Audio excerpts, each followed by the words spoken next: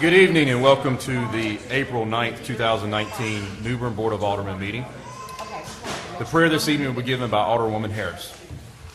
Can we bow our heads? Father God, I just want to thank you for this beautiful day today in the city of New Bern. I want to thank you for everybody that came out today to this meeting. God, I just ask that everyone on this board can work together and make decisions for our city holistically. Thank you so much. Amen.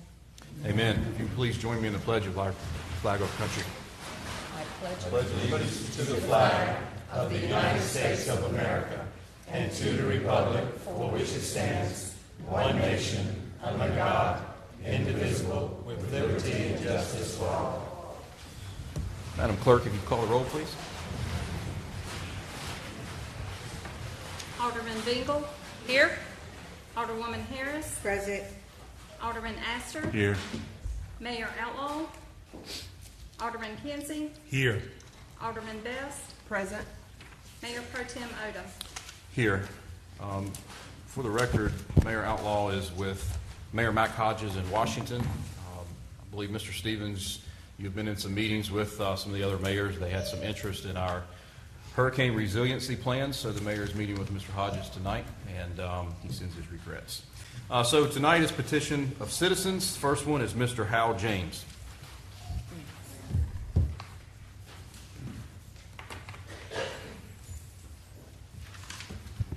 I'm Hal James. I'm the chairman of the Coastal Carolina Taxpayers Association. I want to thank you for your consideration of free speech and of your willingness to hear from citizens and all over the place. And it's really evidenced by, look at this crowd here this evening. I mean, you don't see very many big crowds like this at a governmental meeting, and I think that's great. I'm here actually to ask you to consider again the possibility of saving elections, saving money through elections, having them on even years or whatever might be helpful to do that, and to save taxpayer money, and perhaps even increase participation if you have it at a time when other elections are being held as well. I know from experience, I've worked outside the polls a lot, and I know that if there is a down ballot, you know, if the senator's running or president's running or somebody else is running to draw the people out, then they'll come on down the ballot and they'll recognize names and they'll vote for other people. But if the only people that are being elected are people for the municipalities, there's not as much interest generated. And I think the records of the Board of Elections would reflect that. I didn't ask our CCTA members to turn out in large numbers tonight because we're already working hard on our many endeavors and upcoming public meetings with the Treasurer Dale Falwell as the speaker. We have early voting starting tomorrow and running all the way through the 30th. We just approved a college-level scholarship of a deserving North Carolina student with financial challenges of $1,500, so I'm happy to be able to announce that to you. We do have a radio show. One of these times I'm going to come in and ask to make a short presentation, but we also have a Writers Guild. I know I'm leaving a lot out, and I know you don't want to hear it all tonight. But I think the advantages of moving to elections on even years has already been stated. It's saving taxpayer money at every election for years. And the prospects are good that more people vote if they're voting for senators, for the president and vice president. Many will turn down ballots, as I've already stated. They'll turn out only for major elections. It's my understanding that many folks who are complaining in social media, I'm not big on Twitter and Facebook myself, but we had a meeting last night and discussed this, and they said that there are a lot of people complaining about the cost that's involved. I also understand that a lot of municipalities are giving serious consideration to saving money in their elections. Alderman Sabrina Bingle told me that she agrees with that, but they're mostly in large cities. But I have heard that some of the smaller municipalities are also going to be considering it soon from some contacts that I have in those towns. So I appreciate your thoughts. Thank you. Sir, thank you, Mr. James. Second is Ms. Gaylor.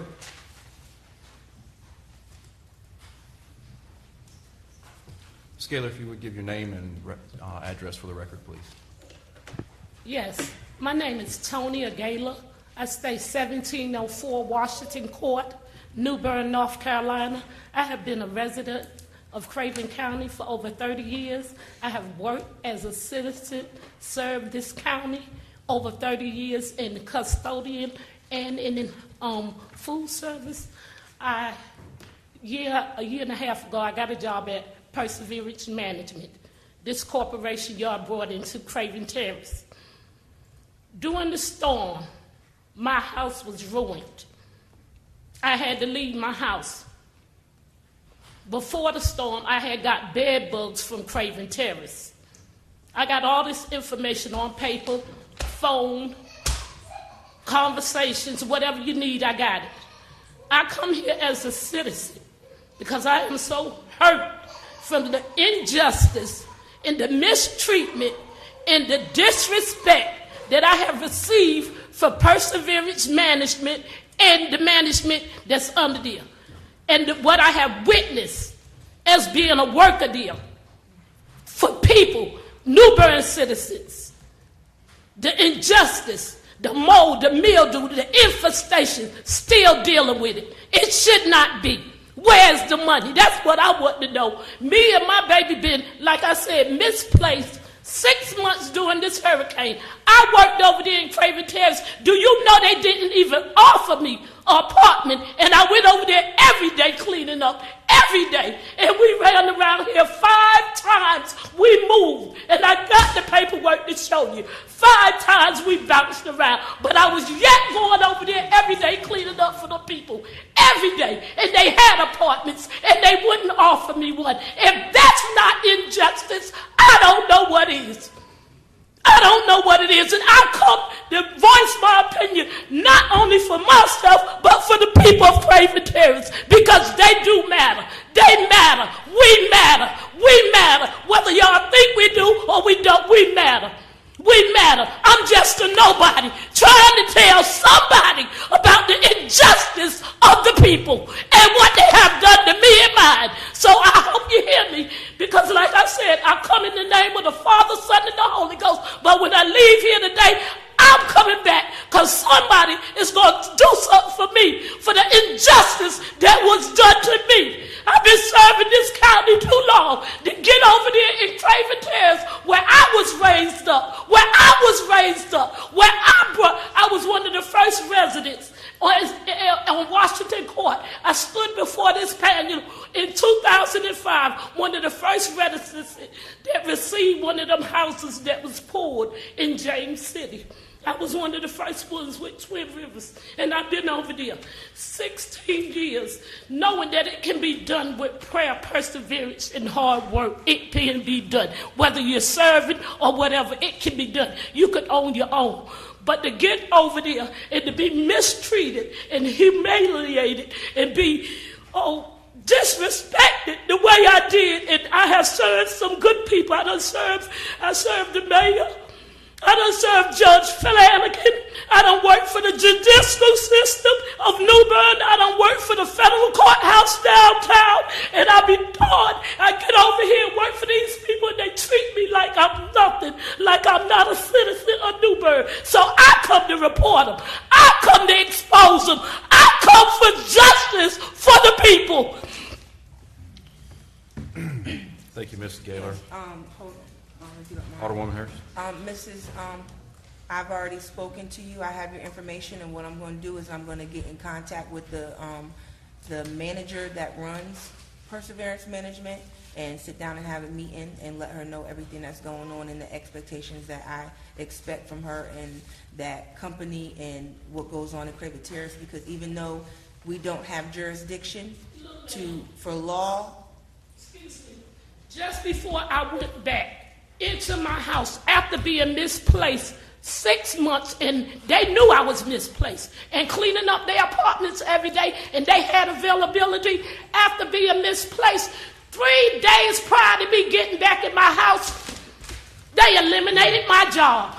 That's what they did for me. That's the treatment that I have received. That's what I have received. And if that ain't mistreatment, I don't know what is. I don't know what is. You can't do people any kind of way. You can't talk to people any kind of way. You can't treat people any kind of way. Just because they they live in a certain area. I don't live over there, but I worked over there and I seen and I experienced what them people are dealing with on an everyday level. Every day they deal with this, and it should not be. It should not be. And I know y'all done heard these reports before, but you're trying to blind eye to it all, and it ain't right. It ain't right. Somebody need to pay, and somebody need to pay dearly for the injustice that the people are over there getting, and what they done to me. I'm a citizen. Me and my baby. I had no reason to bounce way over there to Fairfield Harbor every day. When I was there, I had apartments right there. They could have gave me an apartment. They could have gave me an apartment. Miss They Gaylor. could have gave me an apartment. I certainly appreciate your frustration and understand. Alderwoman Harris has offered to meet with you. I will personally meet with her myself. And Alderman Best, and we will be happy to meet with you along with Preservation Management. We don't want anybody.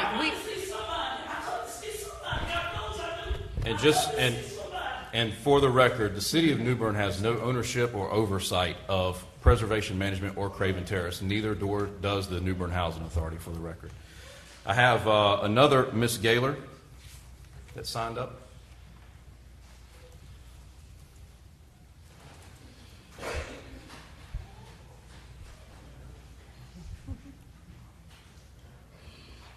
I will be able to talk about some of this. Sweetie. My name is Shania Gaylor, and I live at 1704 Washington Court. One thing that I have experienced was it affected my school and how I got to school. When, as my mother said, when we would move to Fairfield Harbor, which was our last move, it was all the way in Bridgeton, and there would be times that I would be able to miss the bus and not get to school on time, and it affected my education. And I felt like that was not fair, and I felt like it was, I felt that they should have given my mother an apartment for us to stay in because it really had an impact on me. Thank you. Thank you.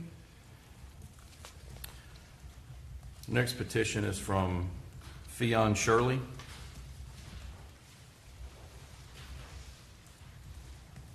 I'm sorry if I mispronounced that first name. My name is Fionn Shirley. Your address, please.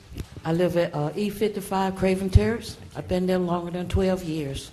I've been moved 3 times, possible 4 this time. I have 3 problems with the house that I'm living at the moment.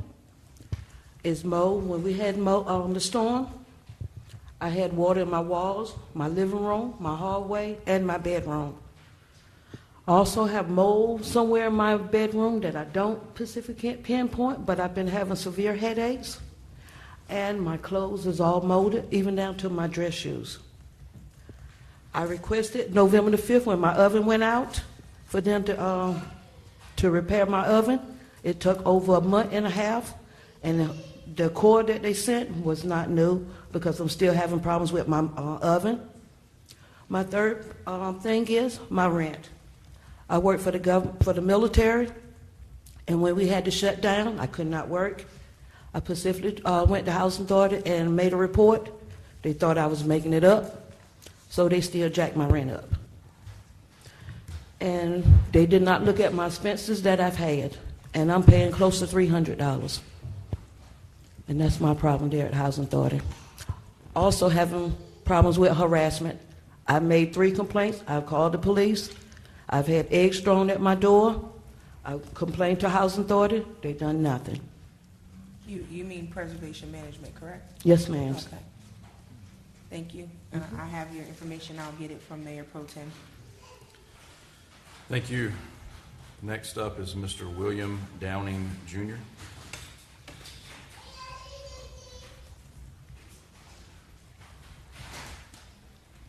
Good afternoon. My name is William Downing. I've been in Craven Terrace now for going on my 2nd year. The apartment that they put me in, I live in J91 Craven Terrace. I used to be a supervisor. I've gone to them and talked to them concerning the matters at hand. I've never seen so many roaches in my life. In my refrigerator, I have a stove, the front burner. I told them about it when I first moved in. Well, they come and take care of it. They came in and looked at it. If it catches fire, it's nothing I can do. Living in those conditions. The unit that I'm living in is so small, it's ridiculous. It's smaller than a hospital room at Craven Regional Medical Center. $338. They just went up. That's not kind of living. Then they're going to come in and tell me in so many words to move is stuff that I have in there. I'm a cancer survivor 2 times. I'm 79 years old. And the mess that I got to go through to live through this, I did better. And it don't make no sense at all. And everything the young lady spoke up there, she was right. It's disgusting. I've been there. Craven Terrace is a monster. It's a monster. Believe me what I tell you, it's a monster. And she did her job. She did her job. When the storm came, I had to stay in that unit for 2 nights. I almost died. I couldn't breathe. I could not breathe. You can't open the doors, no windows, no screen doors, no windows or nothing. And you got to lay up in that place in the dark. It's not right for no human being to live like that. It's not. Ma'am, please. It's not right. And it's not fair to me or no one else that lives out there. They charge a woman that put a price on her. The unit that I live in, the J building, every toilet flooded, backed up. They charge one person $20.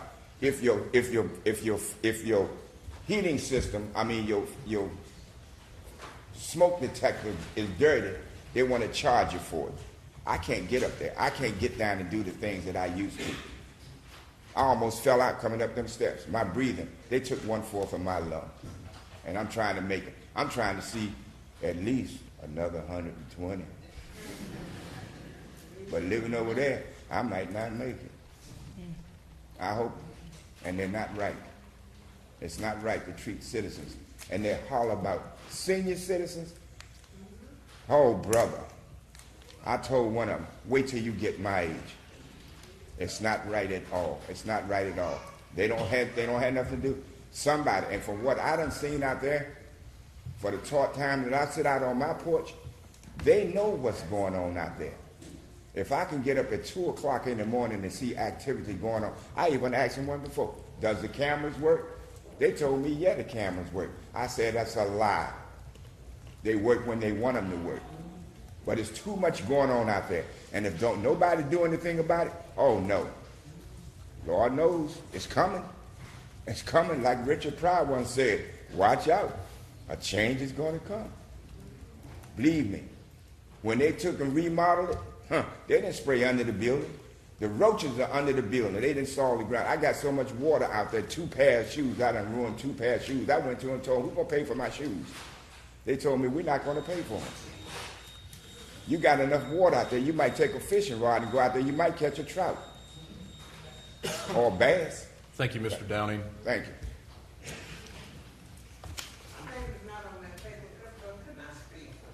You need to fill out one of these papers, ma'am, and submit it to the clerk. Next up is Timmy Hills.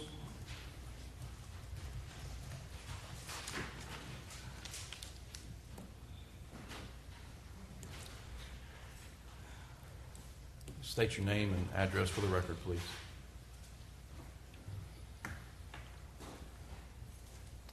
My name is Timmy Hills. I stay in J96. And what I'm here to say today is that problem that I have is the heating system in the winter time. It stays cold because you can't turn your heat up by so far, and then the rest of the night you just be cold. You wake up, it's cold, you go to bed cold. Sometimes I go to a department store where it's warm at and just sit there until the time is closed, because when it's closed I got to go back to a cold apartment when everybody else can go home to a warm apartment. And I've been staying like that there for 2 years. And it shouldn't be. it's not fair. I pay my rent, I ain't never late, but yet, I got to go home to a cold house every night when everybody else go home to a warm house. And I got to go home to a cold apartment. Sometimes I go sit at McDonald's and sit there and drink coffee until they close up so I can stay warm, and get warm as I can, try to enjoy it while I can. Because I know when I leave there, I got to go home to a cold apartment. And it's crazy. I ain't never seen nothing like this in my life. Why'd you got to pay rent and still go home to a cold apartment? Why? I don't understand. Sideways robbery. That's all I got to say. Thank you, sir. Thank you, sir. Next is Stanton Fitzgerald.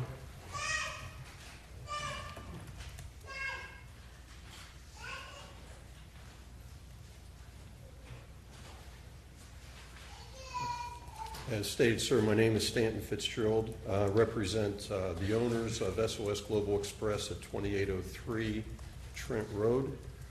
I'm here to speak about the apartment complex and the rezoning that is on the... Mr. Fitzgerald, we actually have a public hearing that this item will be addressed later on in the agenda. This is just typically for petition of citizens. If you have anything else you'd like to speak about. If you want to wait until then, you can come back. Yes, sir, that'd be fine. Okay. Thank you. Ma'am, go ahead and give that sheet to her. Next, I have Ms. Barbara Sampson.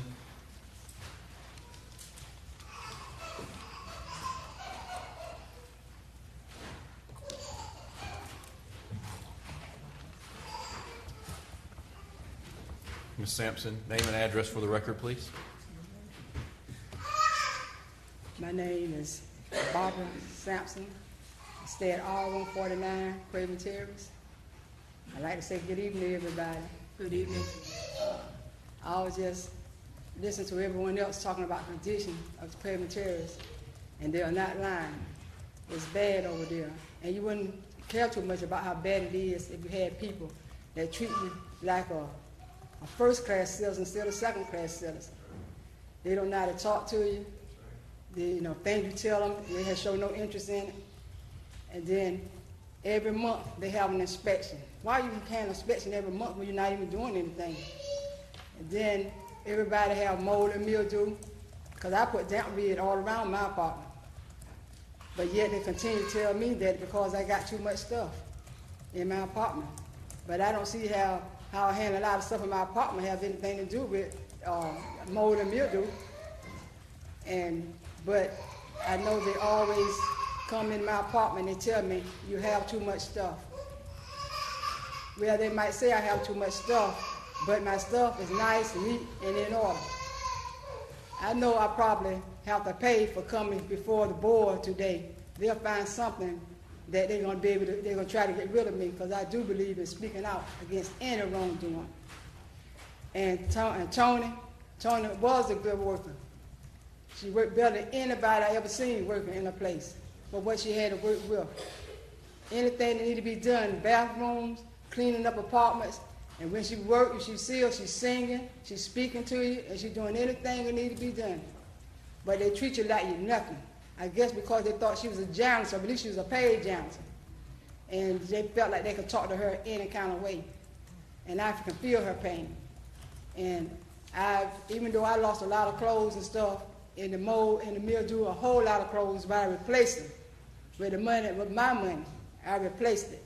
But still, I have a habit. I put my stuff in plastic bags so I can keep the mold and the mildew away from them. Of course, now they got us moving us around. We take all our stuff out, and then they move us out, remove us there, then they move us back. And they say they put a wall there for the mold and the mildew. I can't see how you can put a wall or two there and cut out the mold and mildew, but I guess it's possible the way they talk. And I really miss Tony being there, because I could tell the difference in the yards and everything. And I wish that somebody would come and try to see the things that's going on and try to make it better for us. Because if you don't stand for something, you'll fall for anything. And thank you guys for listening. Thank you, Ms. Sampson. Thank you. Thank you. Our last petition is from Ms. Yvonne Bell.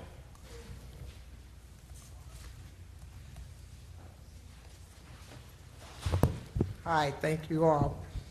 I also live in 101 Craven Terrace, okay? I just had a heart operation.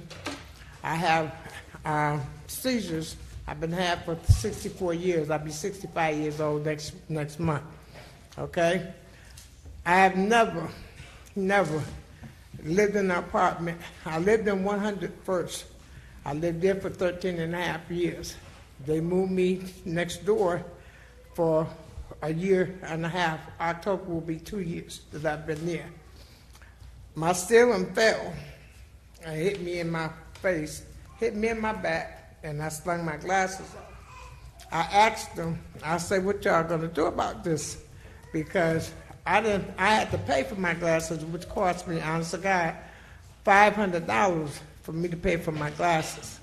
I asked them what they were going to do about this. They told me I had to have an insurance on my apartment in order for my glasses to be recovered. I had to pay an extra $500, which I had to borrow to pay for these glasses. I'm very blind. Like I say, I'm a seizure epilepsy. I just had heart surgery. I have asthma. I have high blood pressure.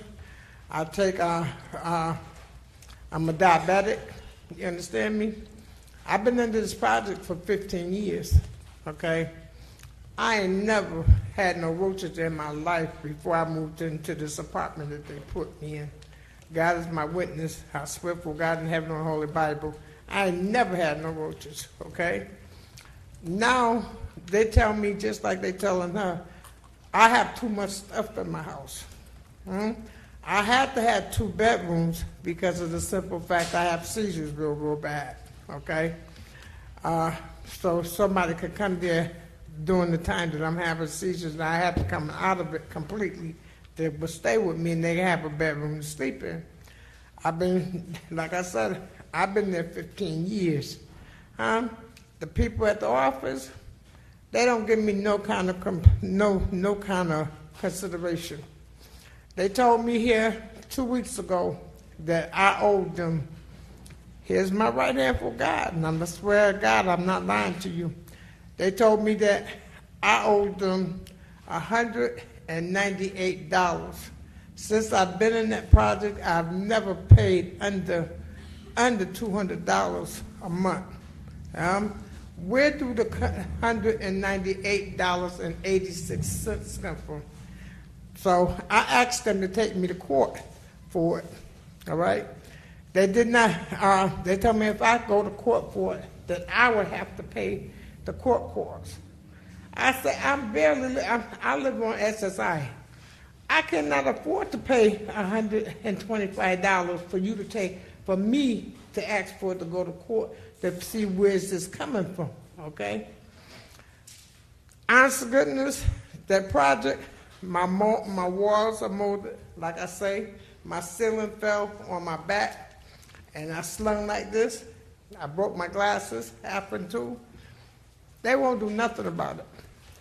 My whole complete walls and nothing but mold. But my mold comes from the walls. The walls itself is wet because the roofing has not been roofed right. So the walls, the water comes through the walls, right through to the, what you call it, sheetrock.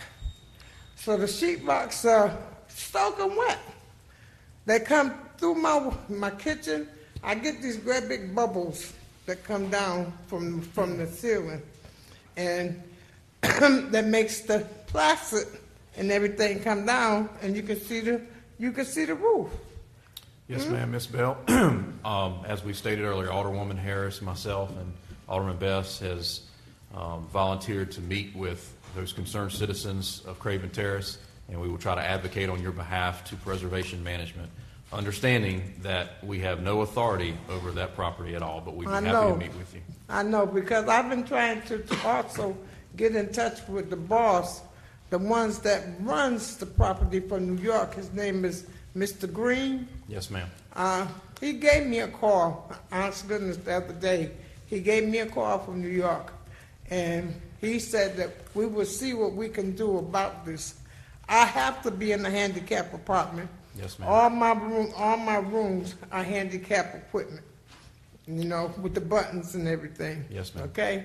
He told me that they would, but they sent me a letter today telling me that they was coming in saying that I have too much stuff in Yes, my ma'am. apartment. That's what we I heard. have We heard your time's up, and we'll meet with you and advocate on your behalf to Preservation Management. all right, Thank you.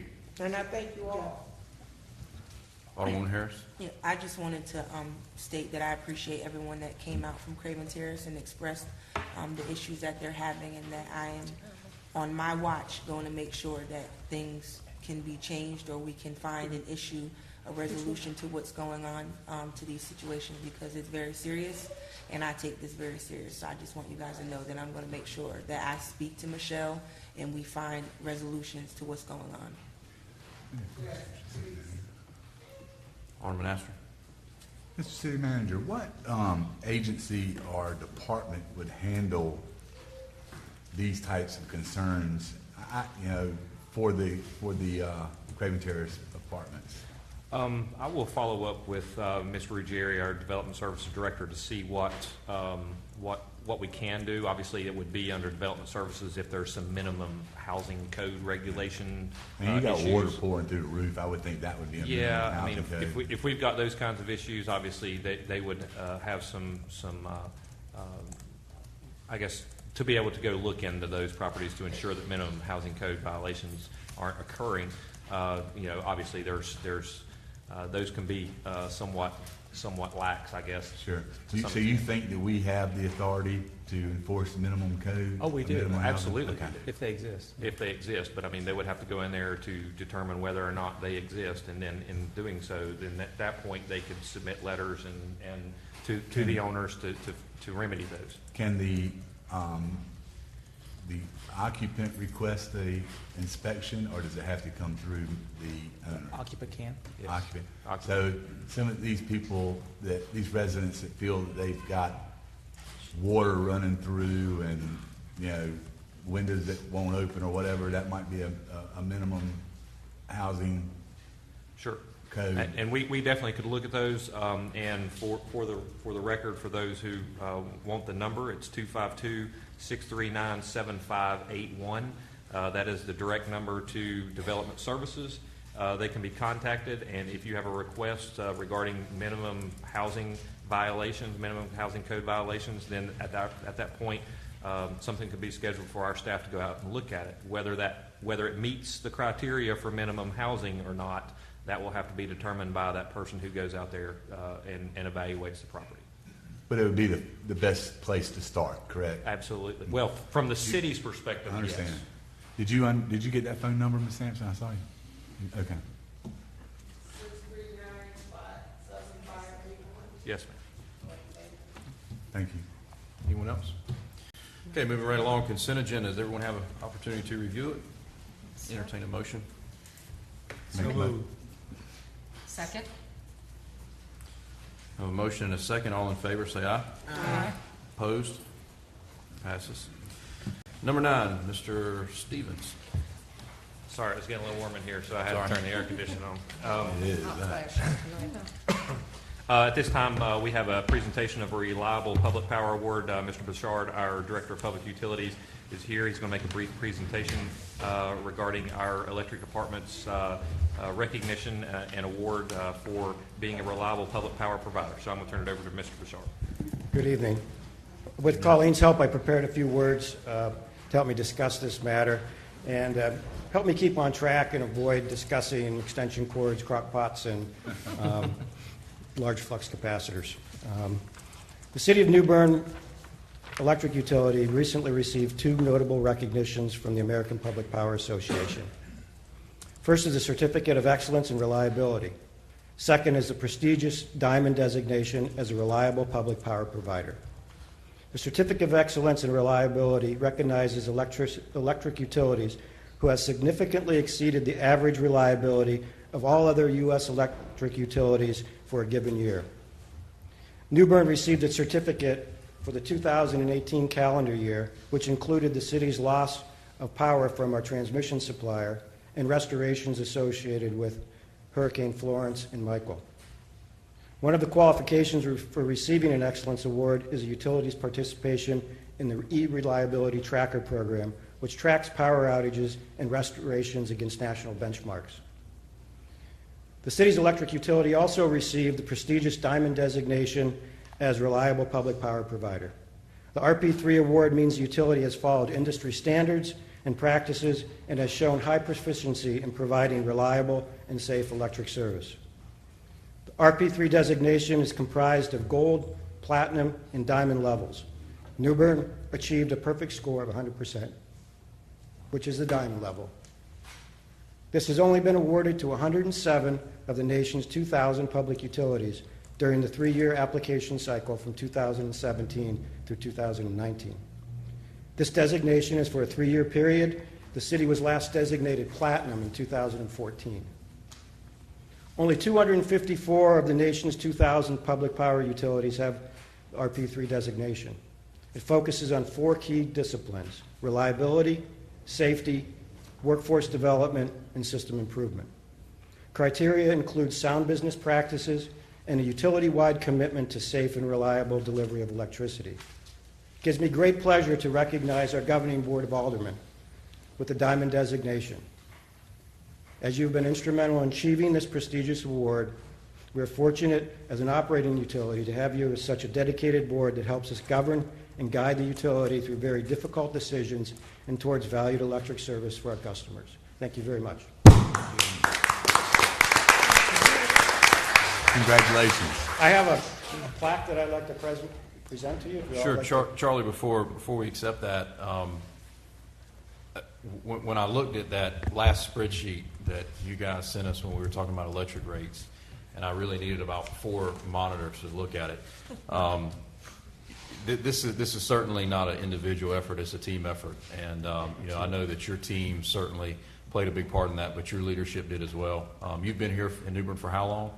9 months, 10 months-ish. Yeah, nine months, and I think you've been through one of the arguably one of the worst hurricanes in our history, and we've received an award and improved our performance over that time. So I certainly appreciate your leadership. Board, do you have any comments before we go down and accept the award? No, just I think it's a testament to our employees. Absolutely. I mean, they make this happen. You congratulated us, but it was really not us. It's your employees and doing the job. Yes, we set the policy, and I just want to remind my fellow board members in our city, having our own utility department is still, to me, the best thing that we can do. I understand we struggle with that Duke price versus our price. We're very close now, if not on par. Amen. But we have the reliability, the workforce, everything. And I just want to remind everybody that's why we do this, because when you have an issue, our employees can get to you a whole lot quicker than somebody coming from a different area. So hooray to our employees and all that they do to make this award happen. So Thank you. I'll deliver that message. Alderman Kinsey. And Charlie, I'd like to go back again to thank you for that night that we had the crisis with the line being cut, how quickly you acted and to find out what was wrong, how we fix it, and how you met with Duke and taught us a lot of new things that we didn't know how to negotiate. So you was able to come in and lead us through there with success. And thank you again for your leadership. My pleasure. Board, let's go down and accept the award.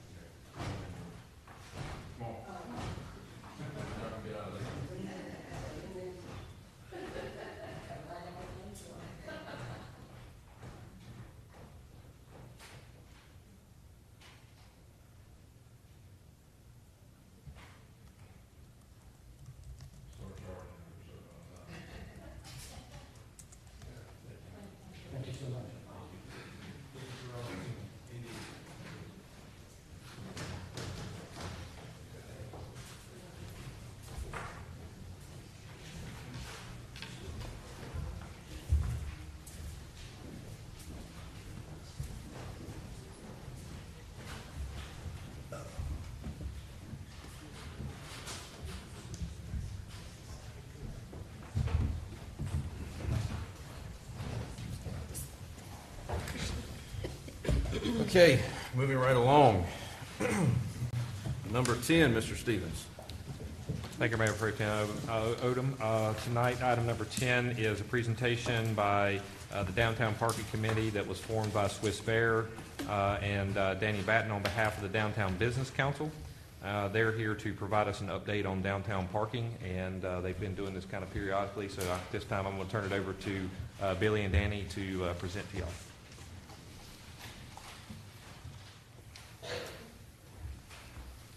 Good evening. I'm Bill Falconberry. I'm chairing the committee for Swiss Bear to institute the downtown parking.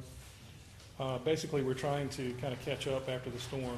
If you recall, the downtown 2-hour parking was instituted in July of last year, and we had planned to come back in about 3 months with an update.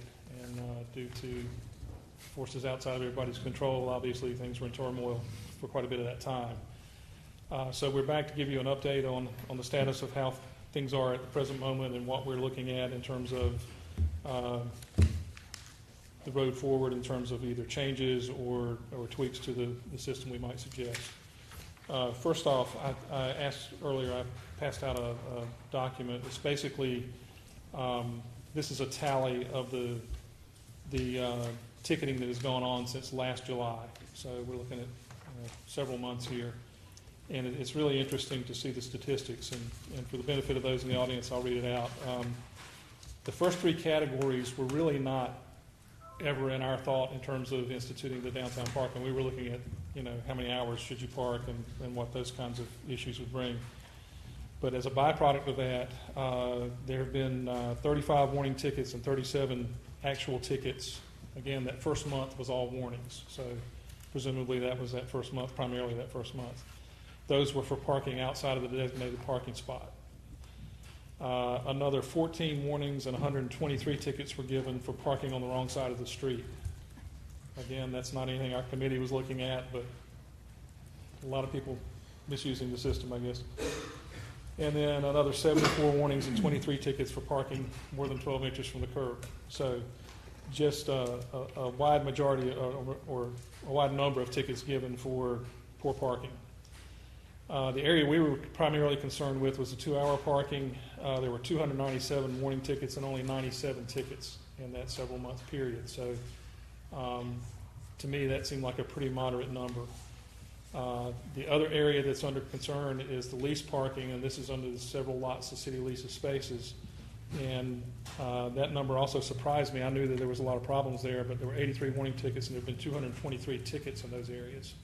So that tells you that there's a lot of abuse of the lease system, so that's something we're going to be paying a lot of attention to. And the overnight parking has not really been a consequence. There were 2 warnings there and no tickets. So that's just kind of an earmark of where we are. And what does that really mean? Well, we don't know yet because, again, the storm kind of interrupted everything. We feel like, there may have been more, had there been more going on downtown during the storm time. But we're suggesting that we try to keep monitoring this, and maybe at the end of the full year, we'll come back and see what other trends there may be. Beyond that, we've got several other items to talk about. Danny has put forth a survey to the downtown businesses where we were asking what their concerns were, what they think of it so far, and I'm going to let him address that for you. Sure. So, maybe a month ago, we conducted a survey with the downtown businesses. We had 26 businesses respond. I thought that's a decent number. And then we did a second survey, kind of an informal survey with people on the street, and that actually was really enlightening as well. So we had a downtown business council meeting just a few weeks ago to talk about the results of the survey, and sort of the overwhelming consensus was the numbers don't really mean anything because of the hurricane. It really, really skewed the numbers. We're still kind of in this acute, immediate needs phase following the hurricane, and it's been very, very difficult to really look at the data and quantify it into something meaningful. When I did the survey, I'd asked the businesses to share their store data, their sales reports with me, increased or decreased. based on the 2 months prior to the hurricane, because following the hurricane, really your sales numbers they're just not going to mean anything. We're just going to get bad data, and we're going to make bad decisions based on that. And so I'm actually not going to share that data with you, because the businesses overwhelmingly asked me not to, that we don't want to start making decisions based on something that really doesn't mean anything. We want to kick this can down the road a little bit longer, possibly to the end of summer, when we decided we would do another survey and see if we can really extrapolate some more meaningful data from there. I do want to say there was one clear item that resulted from the survey that probably needs to be addressed, and I think it is being addressed immediately, and that's the 2-hour parking regulation is only part of a much larger parking plan. I know it's the aspect of the parking plan that everybody focuses on. It's the most controversial, but there's really a lot more to it. There's really great directional signage. There was a whole plan around the directional signs, the color coding of the parking lots, so it's easier for our visitors to find their way around town. To have plenty of all-day free parking, so our visitors are really directed to those parking lots first. We really don't want them trying to chase down a 2-hour parking. If they're coming into town to visit for a day, they really should just go straight to one of our outlying parking lots. And what we found, I know myself and Matt, Montaigne Lynn, just a couple of days ago, walked around town to see where we needed additional signs and to see what the status of the signs that we had already, the directional signs we'd already put up following the storm. And what we found is that most of the signs are gone. In fact, all of the signs at the outlying parking lots were gone except for one, and that had bent to the side, so it was unreadable. So to ask our citizens to find the outlying parking lots is going to be very difficult without proper signage. So I feel confident that Matt is working on that. He said he actually had some spare signs that he could get up immediately. But we still need more directional signs. I think we agreed on maybe 12 to 15 more signs. So hopefully that's coming soon. But the 2-hour parking will never work without people knowing about the outlying parking. And that's why it brings me back to the point of the informal survey we did on the street, just asking people. And not one person knew about the outlying parking, the all-day free parking. Only parking they knew about was the 2-hour parking, the regulated parking spaces, because those are the only signs that were left remaining. So I think we're going to see some different results once we get proper signage up. That's where we are right now. Okay. Board? Thanks, Danny. It's your favorite subject. You don't have anything to say? Yeah, it is my favorite subject, but it is the signage, and again, I hope they're going to bring it back before MSD. We'll see what we can do in that thing. But, think about when you come into town and that little free parking sign is small. Some of them are missing because of the storm, and, our city public works have had a lot more important things to do than trying to put the sign back up. But I wholeheartedly agree that, better signage should really be our first next step. And I'm really so glad that these numbers are really interesting. Well, and I do think Danny's right that everybody's concentrating on the 2-hour, but this is a system. We have 3 lots that are all-day free parking, so you can come here. You have to walk a block most of the time. They're within a block of any area downtown. So that is available. We just need to make that word get out and have the signage to support it. So we are working on that. There are 3 or 4 other items that we are not ready to make any recommendations on, but we are in study mode on those. We have a meeting next week. We've requested that the city attorney be there because we think some of these may have impact on, we need to understand what's legal and what's not before we suggest doing it. Been a lot of conversation about handicap parking. The only true handicap spaces are in these outlying lots because that's the only place you can do one where you have the van accessible aisle next to. It's got to be a 90 degrees type space to have that van accessible aisle. On street handicap parking, we've been having discussions about it may not be a true handicap space, but maybe we could have a couple on each block that are have the handicap placard for those that are on, with a cane or some other mobility issue. They're not full wheelchair accessible or something, but we're talking about a way to get more of those distributed throughout the district. We want to find out legalities of that. We've had concerns over the 200 block of Pollock Street. It's a little bit different mix there. We have a lot of bed and breakfast in that area. Some of the citizens there raised concerns about the 2-hour parking in that area. We are studying that issue to determine whether we hold the status quo, suggest that, or suggest changes. And again, we'll be discussing that next week.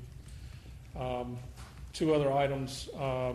Been a lot of discussion. Lynn's had studies with several communities where for the lease spaces, rather than the lease being with one person to park exclusively in that space all the time, there are cities where they do it as a shared thing. It's like a hotel where basically you're issued a lease pass, but you can park in any number of the spaces. That way there's a lot more chance for turnover, and you can actually accommodate more people within the same number of spaces. So that's something we're looking at.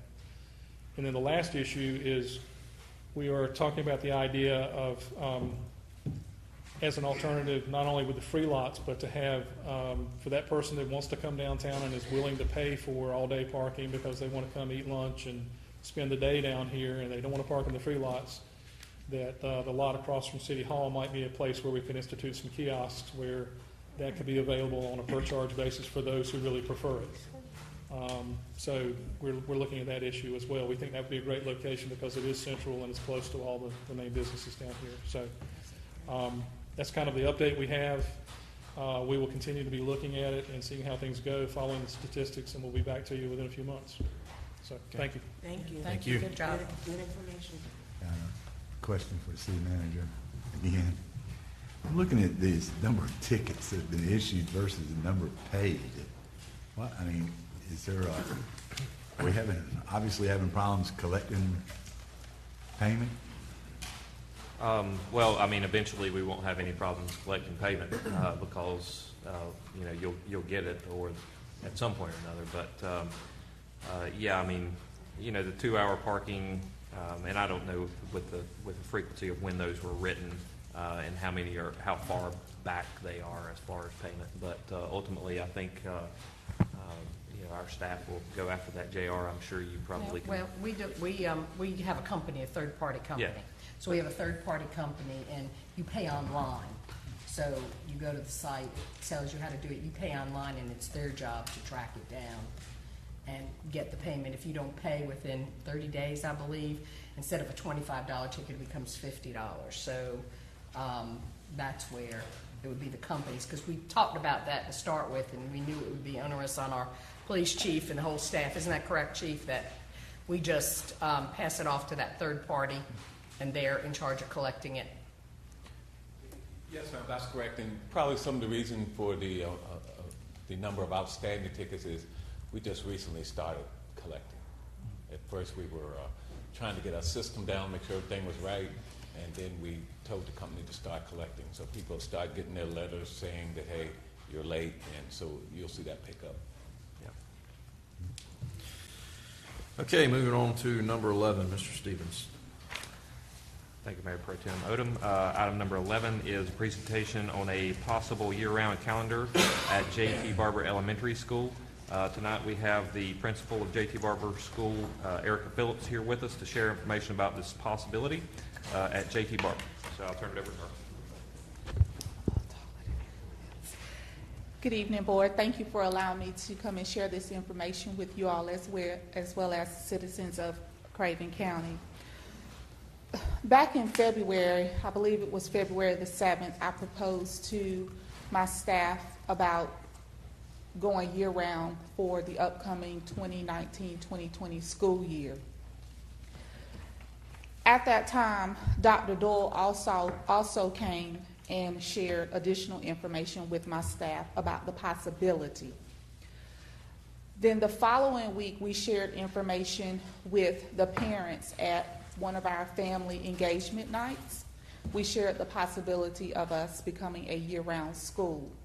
We also had posters set up for the parents or guardians that was there to provide us feedback on what was their concern about possibly going to year-round school. In addition, because we wanted to make sure that we receive feedback from all of our stakeholders that we serve at J.T. Barber, we put the information out on our Facebook, our Twitter page.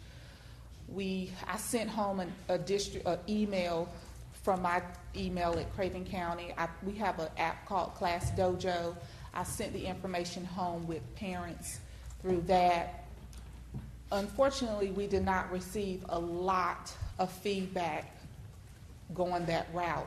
So we went another route and we sent home information paper for parents to fill out the survey. It was only 4 questions about what they felt would be good about year-round school, what we could do, what did they feel the impacts would be, what concerns did they have, and what could we do to help them overcome their concerns. And we received a great amount of feedback off of those paper surveys, even to the point where we had some of the West Street ladies come in, the women of the church, to come in and make phone calls over the phone during the instructional day so that we could continue to get feedback from our parents. So I gathered all of that information, and I have shared that with Dr. Doyle as well as the Board of Ed members. So hopefully they'll be making a decision about the possibility of year-round school. But I wanted to share with you all as well as the citizens about what year-round school would look like for J.T. Barber Elementary School. So for us, we would go 45 days with full instruction, and then we would have 15 days off. Those 15 days are 3 weeks. One of those weeks we will provide extended learning to our students that need the intervention and the support. The other week is a no school week in which the school, is prepared to pay for child care services for our students so that parents can still work. But we're also working with United Way to see if that's a possibility that they could also support. In the event that that's not the case, we are still fully prepared to move forward with paying for that child care for Boys and Girls Club. And then the third week is an off week, which aligns to the regular traditional calendar where we are out of school anyways for like spring break, Christmas, Thanksgiving, those days there. We worked on the calendar, try to align the calendar as best as possible to the traditional calendar so that parents would not have that issue with some kids being in school and some kids being out of school. There were only 4 days that were teacher work days that the traditional calendar was out, but we, J.T. Barber, would be in school.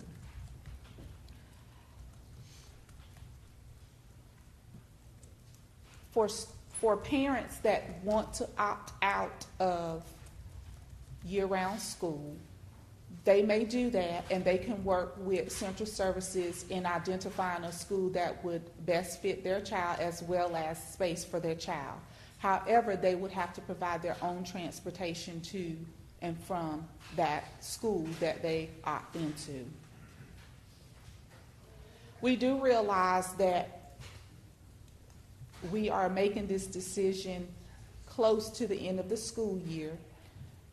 If, with the proposed calendar, if we were to go to year-round school, it would begin July 22nd for our students, which is only about a 5-week break between the end of the school year, this school year, and the start of the new year-round school year for them beginning in July. Some of the concerns that parents had were, what about vacation time? Because they've already planned vacations or they've already paid for vacations. And we're prepared to make concessions this first year about summer break and parents being on vacation or having to take their child out for school for vacation, because we, as well as our teachers, because some of them have already prepared vacation as well. So we're prepared to make those concessions. And that is all that I wanted to share this evening. Thank you. Any questions? Does the board have questions? Ms. Phillips, thank you for trying to take a proactive approach to trying to obtain a year-round calendar for J.T. Barber School. And I just thank you as an educator that, you know, you have the passion and the care that you have involved for the students there, and you're concerned about the future of their education. So I just want to thank you again for coming and sharing that with us. And also, she had a pamphlet that she sent home with the children. Hopefully that will be aired on TV3 so it can get out more to the public, to our citizens. And I do want to say that my school services majority of Craven Terrace.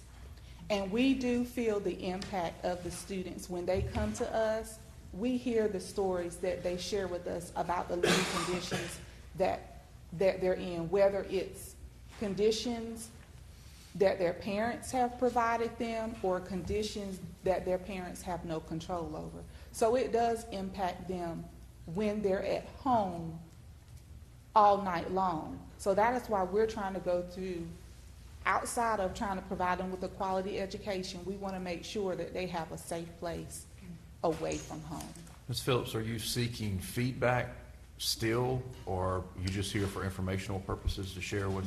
Just for informational purposes to share. We had to receive, I want to say at least 70% feedback from our parents, whether it be good, bad, or indifferent, and we did receive above that average.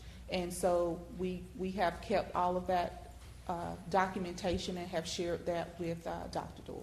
So one last thing, if there's any folks that's watching or have questions or concerns, who should they reach out to? I just want to make sure the public understands that this governing board doesn't have any control or authority over the school system. Yes. So I just want to make sure that you provide them with some contact information if someone does. They can still contact the school and provide their information to me, and I can make sure that it gets to Dr. Dorr. But we also have, they can go to our website for Craven County School, and there's a link there for J.T. Barber that if they'd like to share some information about it, that they can do that as well. Great. Okay. Thank you. Thank you very much. Number 12, Mr. Stevens. Thank you, Mayor Pro Tem Odom and Board. Item number 12 is conduct a public hearing on the rezoning of 1203 Simmons Street from R10 Residential District to C5 Office and Institutional District. Keep in mind that once we conduct this public hearing, if the board so chooses, you will need to adopt a statement of consistency first, and then secondly, to adopt an ordinance rezoning 1203 Simmons Street if it is the board's desire. To kind of lead off this before I ask Morgan to come up, Tar Heel Building Systems, on behalf of the owner, Mike Rice, is requesting to rezone approximately 0.22 acres of land from R10 Residential District to C5 Office and Institutional District. This property is located at 1203 Simmons Street and is identified as tax parcel 8-034-059.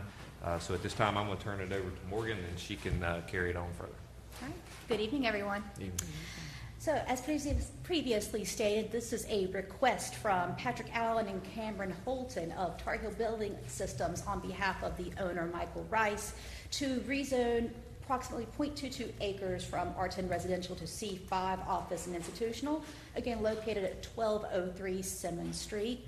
The applicants are here this evening if you have any questions for them. I've prepared a very quick PowerPoint for you all so you can get a visual and orient yourself to where you're at. Again, just restating, they're requesting to go from R10 Residential to C5 Office and Institutional. It was formerly a single-family dwelling. It has been vacant for quite some time, at least since the storm. The surrounding uses are congruous. It's surrounded by C5 to the north as well as to the east. It is single-family residential to the south and to the west, and you'll see the zoning map in just a moment. The reason why he is requesting this is he'd like to permit the use of storage of home flooring samples, and he's going to have an associated office there as well.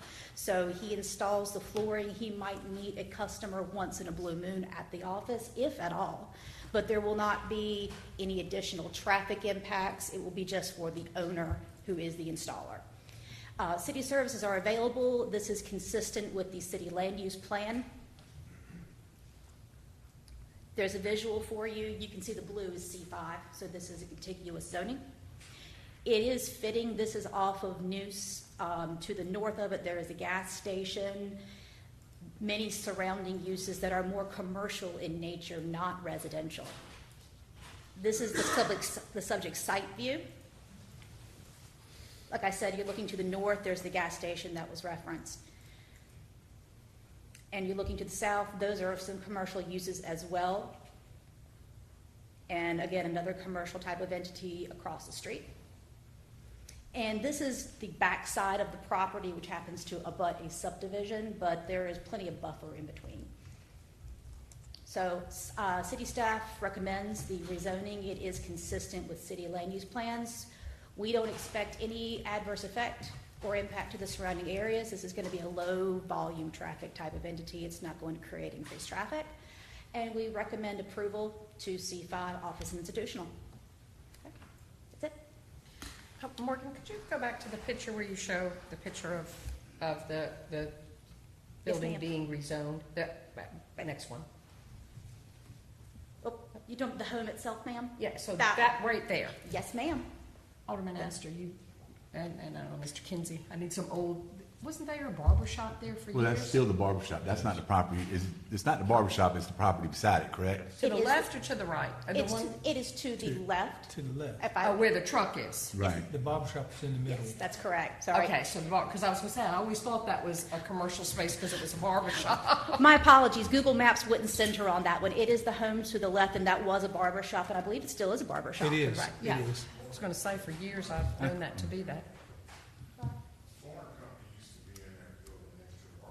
That's the house. Yeah. Is it the same company, the same flooring company that's currently in there? Mm-hmm. Okay. And the applicants are here this evening if you have any particular questions for them. But it's the same flooring company. Any more presentations from staff or comments before we open a public hearing? I would just add, I don't think it was added, that the Planning and Zoning Board unanimously have recommended the approval of the request at the March 5th, 2019 meeting. So Yes, that is correct. Thank you very much. Mayor Pro Tem, at this time, I'd like to open up public hearing. Yeah, I'll open up a public hearing at this point in time. If anyone has comments for or against the rezoning, you can come up and speak. I'd like to make a motion to close the public hearing. Second. Have a motion and a second to close the public hearing. All in favor, say aye. Aye. Opposed? Okay, public hearing is closed. I'd like to make a motion to adopt the ordinance to rezone 1203 Simmons We Street. need the statement of zoning consistency first. So that's not on. Okay. What I gotta do? A motion adopting a statement of zoning consistency? Yes. I second that. Okay. Have a motion and a second. All in favor, say aye. Aye. Opposed? I'd like to make another motion, adopting an ordinance rezoning 1203 Simmons Street. Second. Have a motion and a second. Need a roll call, starting with Alderman Bingle. Alderman Bingle? Yes? Alderwoman Harris? Yes. Alderman Astor? Yes. Mayor Pro Tem Odom? Yes. Alderman Kinsey? Yes. Alderman Dess? Yes. Motion passes. Okay, item number 13. Mr. Stevens. Thank you, Mayor, members of the board, or Mayor Pro Tem and members of the board. Item number 13 is to conduct a public hearing to rezone 703 Carolina Avenue from R8/R10 residential district to C3 commercial district. Once again, if the board so chooses to consider this, they will need to adopt a statement of zoning consistency first, and then consider adopting an ordinance rezoning 703 Carolina Avenue if it's your wish. Just to kind of give some background, Mosaic Development Group requested to rezone approximately 30.81 acres located at 703 Carolina Avenue from R8/R10 residential district to C3 commercial district. It's further described as tax parcel 8-044-011. The planning board approved the request by a vote of 5-2 at its March 19, 2019 meeting. So at this point, I'm going to turn it over to Morgan and let her add to that. Okay, well, that was a good summary. It's approximately 30 acres. This is a request from the City of New Bern Housing Authority. They're requesting to rezone. It's a split zone parcel. It's currently split R8/R10. We are requesting to go to C3 commercial. It's located at 703 Carolina Avenue. Mr. Michael Cole of Cole, Genest and Stone, and Mr. James Royster of Mosaic Development Group. They are here this evening if you have any particular questions for them. I have also prepared another quick presentation for you all to orient you to the area. So as you know, this is a city-owned parcel. It's approximately 30 acres. It's currently vacant and woodland. It is surrounded by a variety of uses. It is on the Trent Road commercial corridor, so that should be noted. It is surrounded by commercial uses. It is currently split zoned right now. And it's in the best land use practice not to have split zone property. It gets very complicated when we have a request for development. And the reason for the request is to permit the construction of a multifamily housing. All city services are available. This request is consistent with the developed designation. It's also consistent with the long-term plan and long-term vision of the city. The character is an urban area. The parcel is not located within the AE flood zone. There are no wetlands will be disturbed as a result of the construction. This will again orient yourself to the area in question. It's a very long site. It's the one in the hash marks. Currently split zone. They would like to go to C3. You can see above this to the north, there's pink. That is zone C3. So this is contiguous. And this is looking to the west of the property, residential. This is a north view, so this is commercial. There's already an existing multifamily housing development right there in front of it. We consider that to be a commercial use. So staff conclusions is that the proposed rezoning is consistent with existing city plans, including the C&I Choice Neighborhoods Initiative and the Camel Land Use Plan. We don't anticipate any adverse impact to the surrounding area, including traffic. The road is appropriately sized for a variety of uses. And the planning board recommended approval of the rezoning. The vote was 5-2, and we recommend approval of the rezoning request to C3.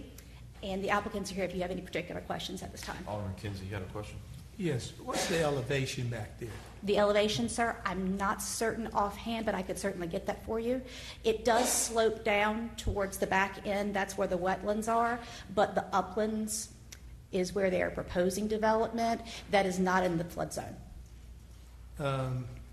Do any of those guys know anything about after the flood?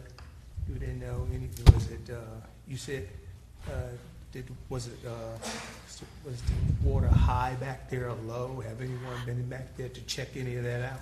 Well, I'll ask the gentleman real quickly. 1 second, please. I'm Michael Cole with Cole's Nest and Stone, and I'm at 2356 Wallace Fork Road in Trenton. I live in Jones County, but my office is in Raleigh and Charlotte. We have not observed any flooding on the particular site that we're going to build on, which is directly adjacent to the apartment project. The reason I'm asking all these questions is because over in Westwood Arms and Weatherstone, those are similar, same types of apartment complexes that we'll be building, and normally it's cheap land that they put these properties on, and I would not like to see that I sign off on something that the residents would have to go through, because normally when they lose everything, and it's normally hard for them to retain anything else shortly after that there. And I'm pretty sure that you have looked into all of that there. What type of, you're going to build a retaining pond back there as well? Yes, actually there'll be several. We've not designed the details yet, but it is 7 3-story buildings at about 12 units each, and it does have an amenity, community picnic area, those kinds of things, and the parking is internal.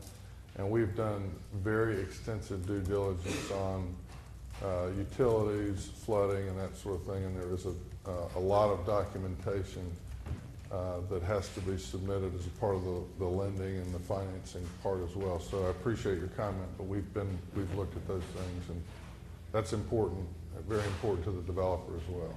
But you don't know the elevation though? I think the elevation may be 12.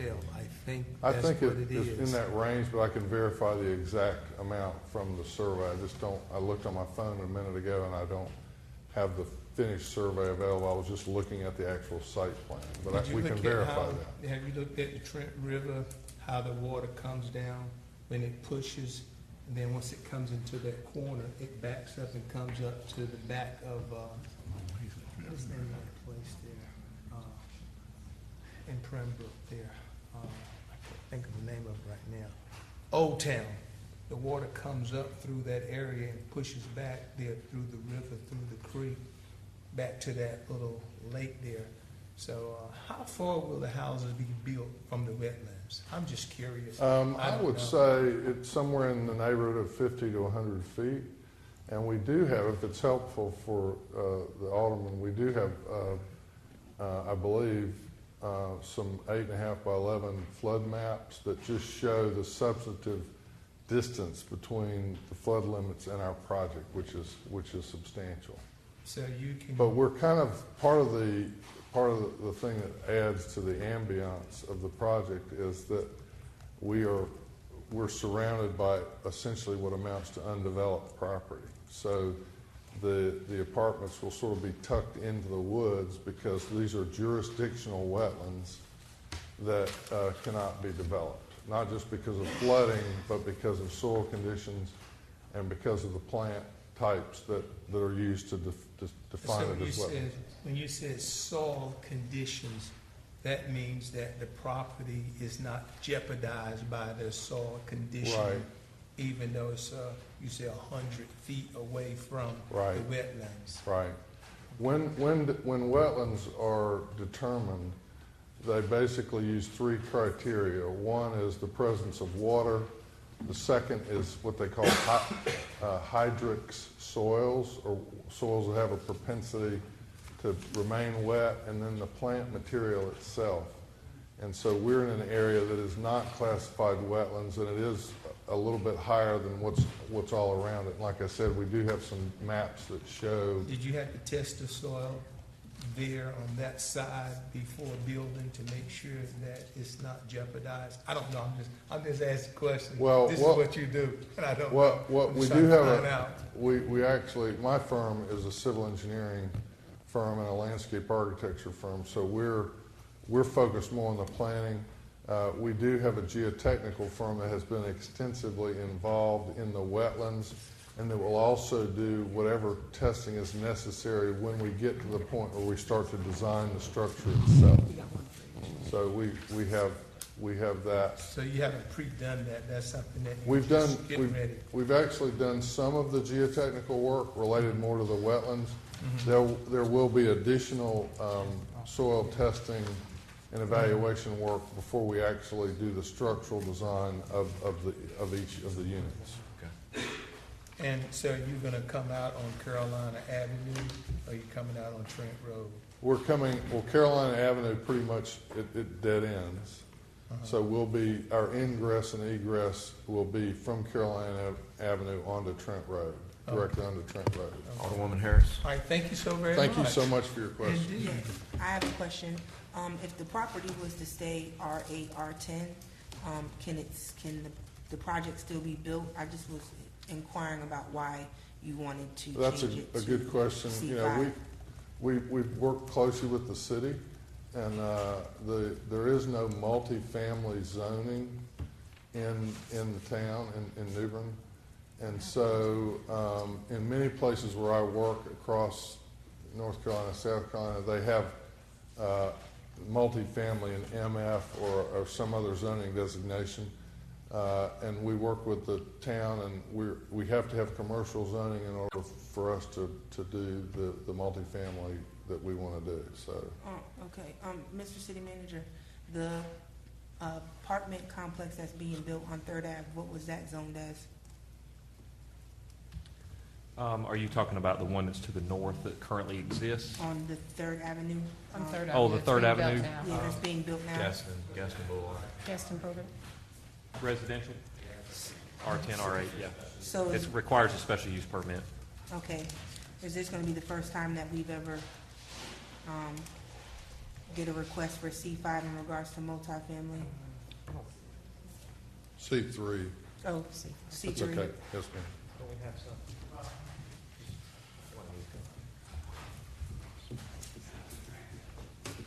Say that again? I can answer that question. Yes, please. I'm not sure if it's the first, it may be the first or second. The ordinance was changed a few years ago to allow apartments by right in C3. So that's why it's new, because we never had the rules before. You always had to go through a special use permit to do multifamily developments in the past. So the rules were changed. We changed the land use ordinance. We updated that a few years ago to allow multifamily by right in commercial zoning, commercial C3. Thank you. I just wanted to ask, I had a few people that live on the Trent Road area that feel like they're going to be affected by it, wanted to know why it needed to be rezoned. So, thank you. If it's not rezoned, it has to go through another approval process through the Board of Adjustments. Board have any more questions? At this time, we'll open a public hearing for anyone who has comments for or against the project. Yes, sir.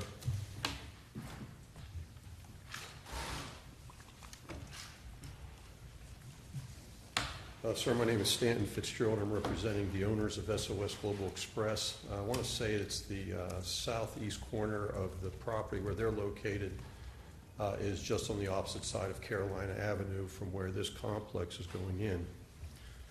There are a few questions that the owners want to bring forward on this, and I'm not sure if this is the venue for it in reference to sidewalks, stormwater runoff, these types of things. If that's going to be at another hearing, I can address those at that time. The other question that we want to explore is the rezoning.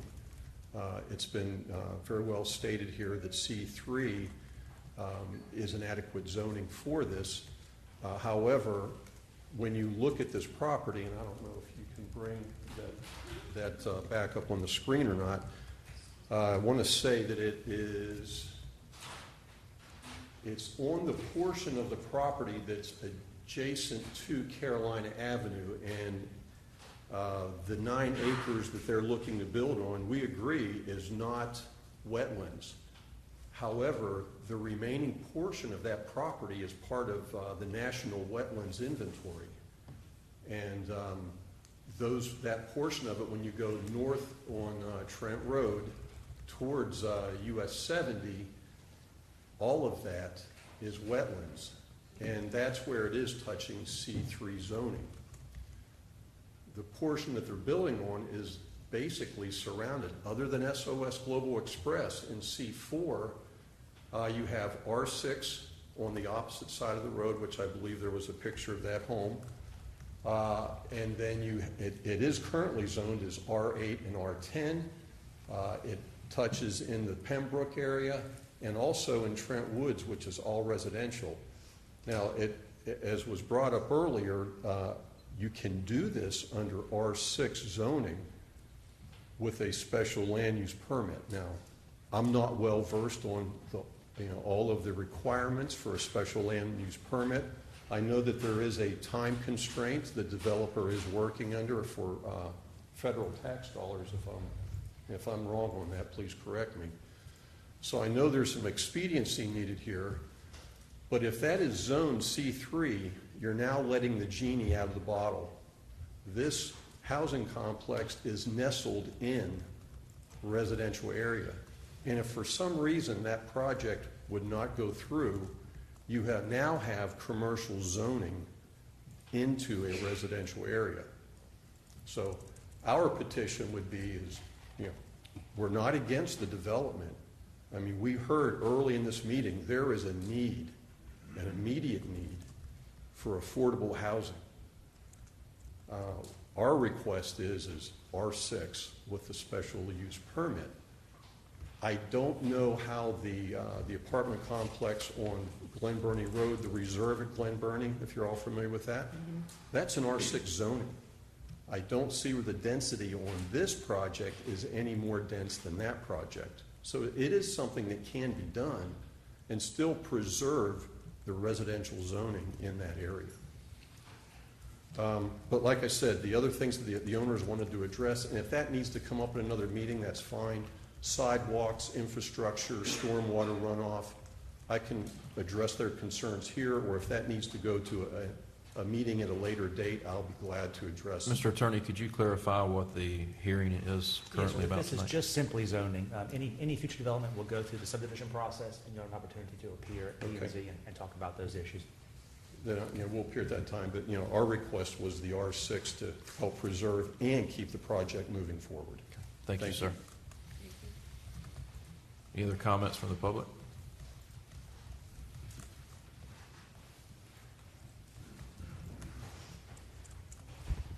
James Woods, 1903 Country Club Road, New Bern. I stay in the Pembroke area. My question on this is the same as before. Why can't we get the special designation for that and leave it an R6 area? Because I agree with the wetlands there going towards 70. Once you open that up to commercial real estate, we're going to intrude into that area. And what has CAMA said about this? Has CAMA given us the okay to do what we need to do on this before we invest a lot of time and energy on this? Would the applicant or staff like to address that concern?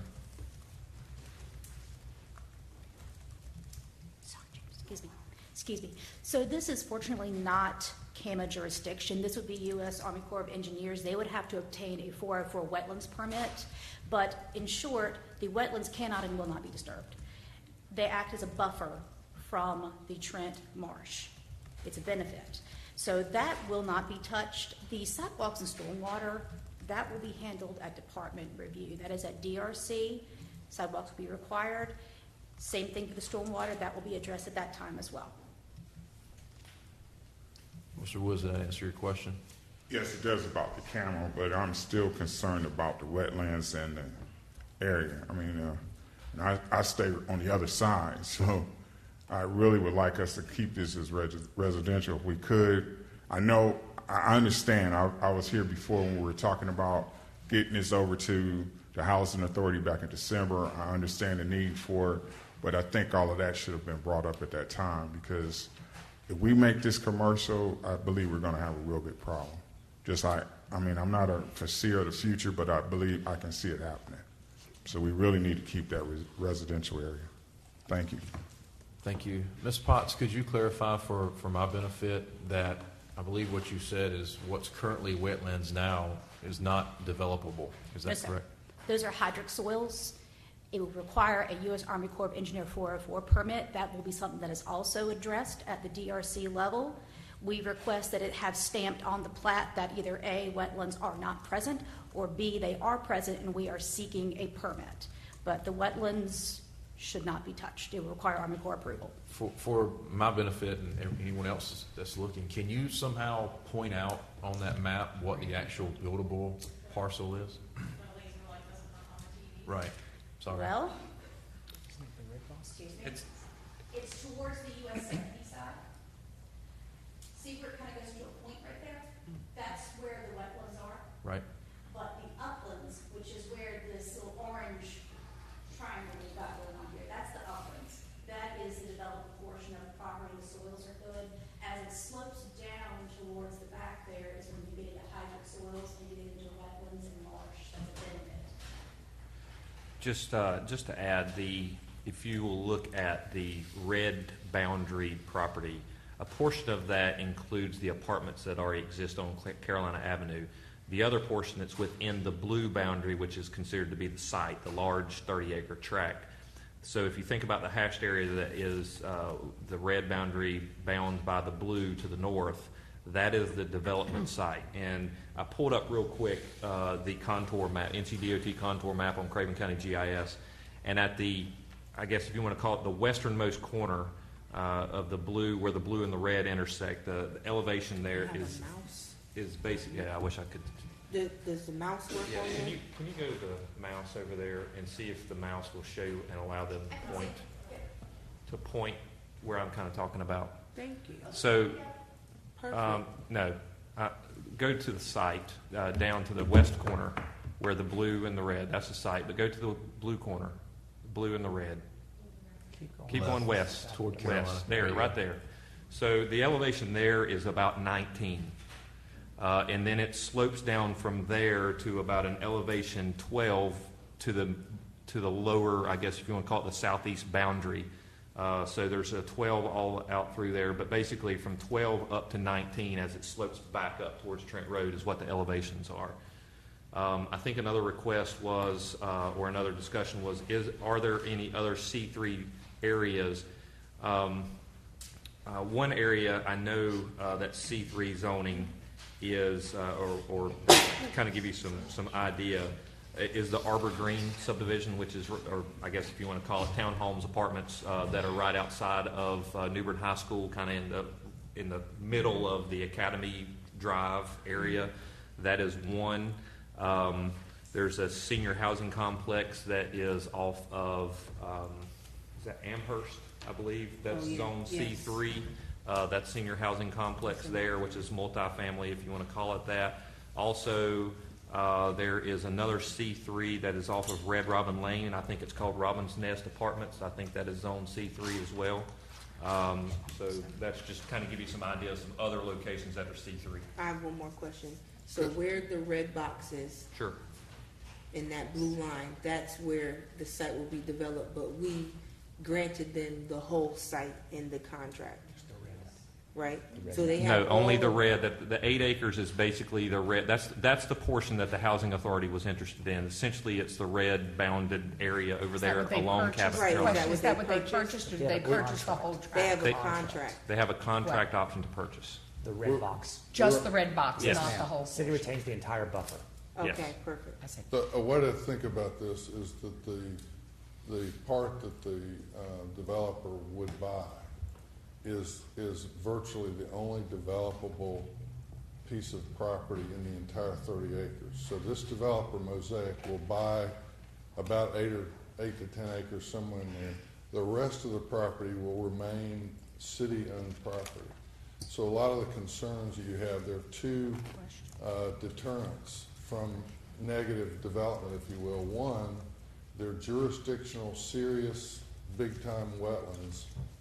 And then two, the city controls all of the rest of the land, and it's undevelopable in terms of its ability to support a structure. So there's sort of three things. We're buying the heart out of the watermelon, and it's the high ground that doesn't have wetlands. Everything else in the C3 is, for all intents and purposes, and I've been doing this for 40 years, is undevelopable. Okay. So there's a lot of protection there. I have several questions. Stay there for just a second, sorry. So my first question, did I understand you right? So Mosaic is going to purchase, because our contract is with the Housing Authority, then you're going to purchase that from the Housing Authority? Is that correct, or are you purchasing it from the city of New Bern? The reason I'm asking, there's a difference in who pays taxes and who doesn't, so I would like to know that. I may have used those terms interchangeably. I understand the property's owned by the city. Is that right? Correct, but we are selling it to the Housing Authority. And Yes, ma'am. I was under the understanding that the Housing Authority that was going to then land lease the property to Mosaic. Is that still correct, or has that changed? I'll let Mr. Royster, I'm the land planner. You're the land planner? Okay, that's fine, you can hold on. My next question is, as far as the zoning. So you've made application for the 9% tax credits, correct? You'll hear from that in August. Is that correct? You've already made that, oh, okay, you've already made the application for the 9% tax credit. You'll find out in August, correct? Sir, if you'd step to the mic so we have it on Sorry. the phone. Thank you. Jimmy Royster, Mosaic Development Group, 4600 Park Road, Charlotte, North Carolina. That tax credit program has two application cycles. The preliminary application was submitted in January. Correct. The second application is due May 10th. At that time, we have to, finalize everything with the application, and then they announce awards in August. Okay, so your deadline then is May 10th. Is that why this zoning request is coming up now? I mean, you did your initial application in January. You didn't realize that you needed to change the zoning or what you needed to do at that point?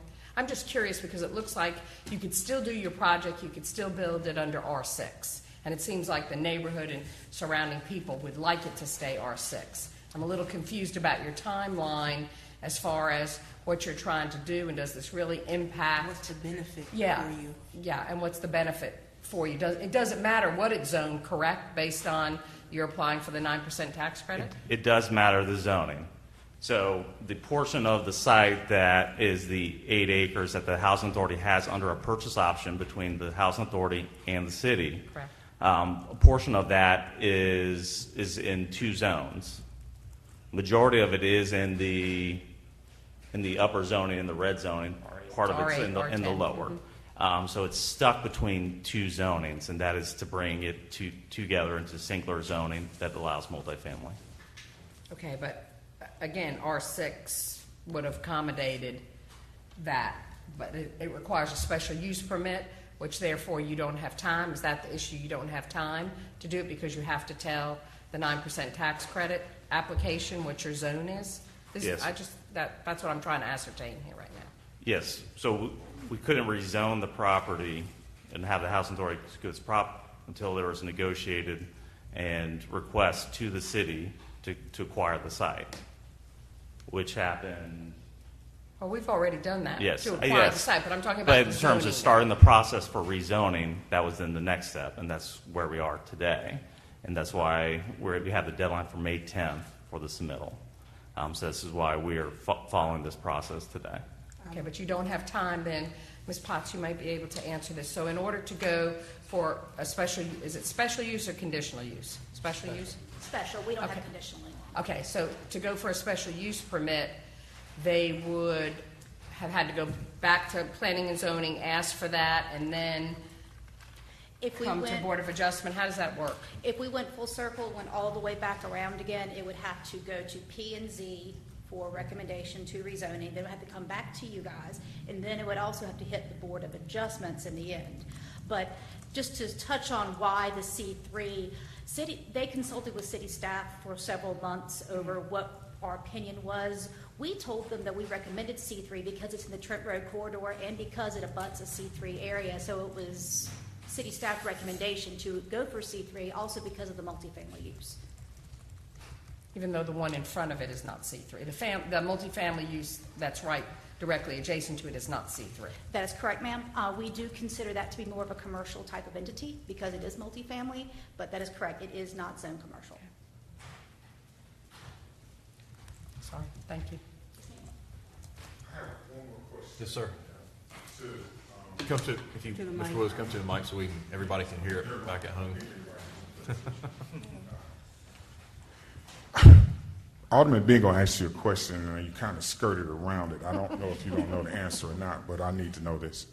Okay, so if the designation is C3 or R6, which one gives you a better tax credit? Yeah, I asked that. Yeah. Doesn't matter. It doesn't matter. Correct me if I'm wrong, but part of that site's R10. It's currently split. So Can you speak into the mic, sir? That's the portion of, to be able to house as many folks as we can get within the tax credit program, that there's a significant need that we've established today. That is why we're also pulling in a little bit of the R10 area. Okay, I got that. Okay, so when the property was turned over to the Housing Authority back in December, why wasn't the R6 designation and the special permit applied to them? Instead of coming back now asking for it to be commercial. There's got to be a reason why you want it commercial now by doing it the way I think it should have been done back in December when the land was turned over. I've done this a long time, and we generally would use residential zoning to do multifamily. And Morgan said it, we are flexible. We will do whatever is necessary to accommodate. The city has said this is what we believe the zoning needs to be. So this is not us saying, ma'am. I just, because I don't know the process, so I'm ignorant to that. I would just want to know if this is something that you guys are doing, and it's, why, is that the process that the city does, make a recommendation to you Because usually you would come and ask for a recommendation on what you want. What we originally might. You're applying. We are applying, but we work together with the city as a team. That we sit down, we've had a lot of discussions back and forth, and they recommended, they said, this is what is best for the city, and this is what will work well for you as well. So this is not a situation where the developer is pushing really, really hard for a C3 zoning. We came to the city and said, this is what we would like to do. What is the best zoning to accommodate this goal, which is to provide this housing, which is very important? And the city said, we believe that C3, Morgan has said it already, we believe that C3 is the best zoning for you all. So we're not twisting anybody's arm. This is us just trying to work with the city based on what they're recommending. And it happens a lot. The city has split zoning now, so this is an opportunity to remedy the split zoning, and it's along a major corridor. So it fits with their land use goals as well. Mr. Woods, I just wanted to answer one of your questions or clarify. The property actually hasn't exchanged hands. We have a contract between the Housing Authority and the City of New Bern that if they end up getting this tax credit, then we would move forward with the deal. So it's still under the ownership of the City of New Bern for right now. But my question is, if we approve this tonight, okay, and they do not go forward with the contract, the property is then C3, correct? It stays C3. It does, Okay. yes. I just want to make sure. But you And can the always contract- change it if But you it's had still to, the right? city's property. It's still the city's Right. property, and the housing authority has a public purpose to provide housing. So the Understood. housing authority can't sell it for a mall out from under us. Correct, but if they don't follow through and they just decide that they can't build this project for whatever reason, Contract it's still our, expires. it's still our land and Yes, it's ma'am. zoned C3. Yes, ma'am. Okay, just want to make sure I And, understand. I'm going to throw staff a curveball. My question is if only what's in that red type area is the developable portion, can that parcel not be rezoned to C3 and leave the rest of it residential? I'll let Jeff. I apologize, I thought you were speaking to that.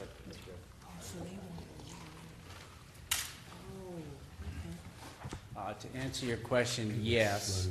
Good land use planning would preclude us from actually creating a split zone parcel, right? So the problem with that is we'll have a zoning line on a map somewhere, and we won't know where that line is. The way to do that correctly would be to essentially subdivide that property out and then create it's an individual parcel, well, then we could assign a zoning to it.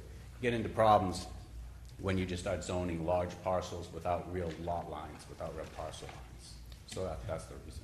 So there won't be a parcel line when the deal actually goes through and they buy it? There's no parcel line there right now. That's a zoning line. The red box will be the project. The Okay. issue is if you, and you may not recall from when they initially came to us about the property, essentially they came with a map indicating 8 plus or minus acres along Carolina Avenue. There was no meets and bounds specific to any, I guess, subdivided piece of property. So essentially they're looking at 8 plus or minus acres, and they may need to formulate that to meet the requirements. Okay. Obviously there's additional requirements for residential, additional requirements for commercial, whatever it may be. And so zoning sometimes dictates as to what happens with regards to screenings, buffer areas, all that kind of stuff. So until the point to where I guess they need some kind of direction so that they know how they're going to carve out this land, and that becomes part of this application process. Okay. But ultimately, the city hires and employs these planners with professional degrees and everything else to make these recommendations. To Alderman Harris's point, and there's a lot of time and effort that go in recommendations to the people who are seeking to do what they want to do with property within the city. And ultimately, staff made the recommendation based on their professional knowledge and expertise that the C3 zoning district is probably the recommended district for this area because it's got contiguous C3 uses. It's got C4 uses on the other side of Carolina Avenue. To be honest with you, the apartments that are to the north that are part of the R8 district, if the C3 zoning would have included multifamily at that time, probably would have been zone C3 or rezoned as a C3 project. So that's kind of where everything was going with regards to the recommendation for the C3. For my own understanding, though, if I have a property, I'm going to bring an application to you with what I'm looking for. So if I've come to you, then I have already known that I want it to be C3, or were there conversations beforehand recommending this to, you know, like I just want to understand the process, because I want to know there has to be an underlying benefit to have it rezoned as C3. But I mean, we can move on, but that's why I want to ask. Yes, ma'am. When you apply I don't an mind addressing application, that. Yeah, the simple benefit is the use is entitled as a matter of right. Okay. That's the simple benefit, is C3 allows this project to proceed. The other zones require a special use permit process that can get very, very confusing, very political. Well, and just to clarify why, the board voted to convey this property to the housing authority to build multifamily apartments. In order to do that, as a staff member, why would I want to create more levels in the way to get that done? You guys voted to do it. My job is to make sure it gets done. The easiest way to do that is what the city attorney just said. Rezone the property so it's an entitled use, so it just gets done. right, but as other people have come and asked questions, I'm going to ask for them as well, because we want understanding. So it's not just me or Alderman Bangle that pointed out or noticed that there is a difference, in that you could have, like Mr. Wood said, when we asked, or you asked to come to the city, at that time you knew that you were going to need a special permit, because if you're doing a project, you think about all these before you come to the board. We just want to know what the extra, what it was for, and we have a right to ask that, because several other people, concerned citizens, wanted to know. So that's the reason why I asked. I'm not undermining our staff and all the hard work they do, but I just want to know for my own well-being, because I do have to vote on this. We're still in a public hearing. If anyone from the public has any comments. Yes, ma'am.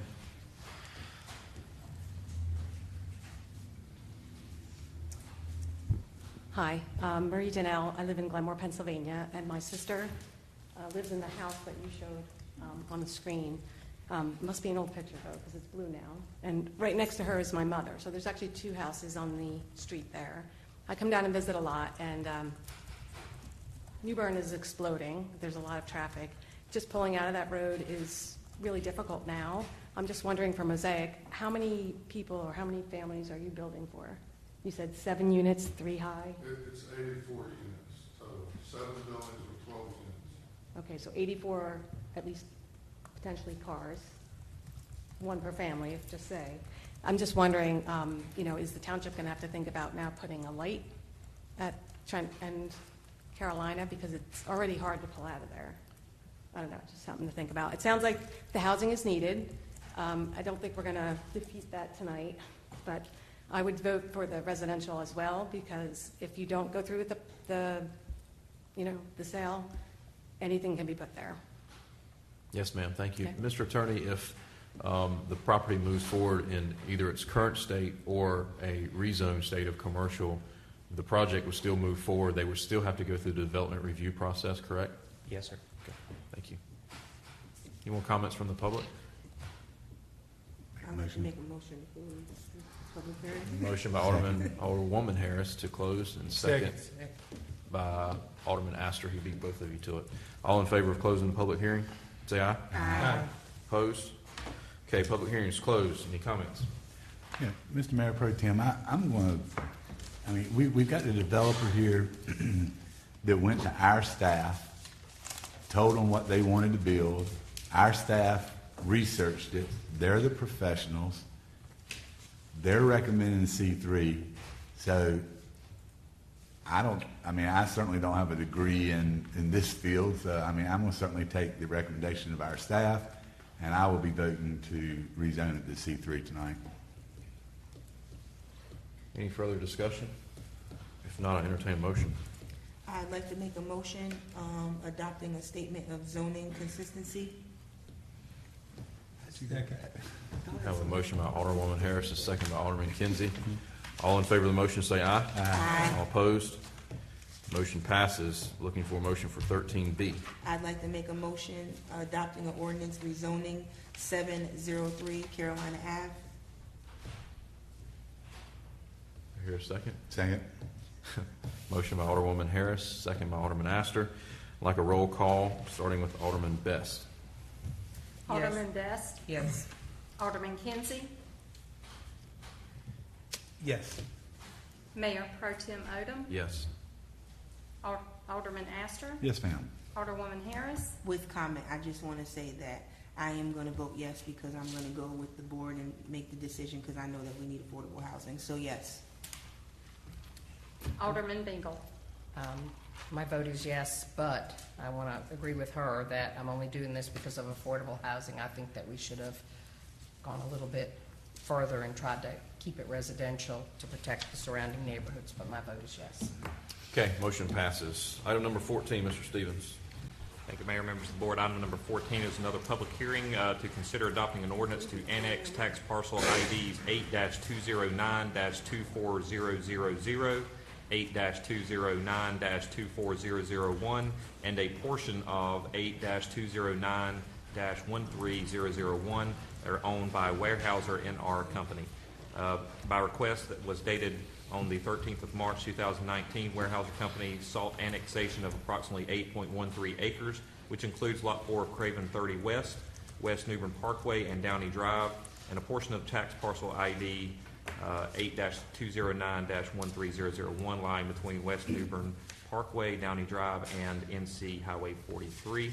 The Board of Aldermen accepted this petition on the 26th of March 2019. Subsequently, this public hearing was duly noticed as required, and tonight we're here to have that public meeting, so happy to answer any questions. Staff have a presentation or anything? Any comments to make? Staff has no comments at this time. Okay.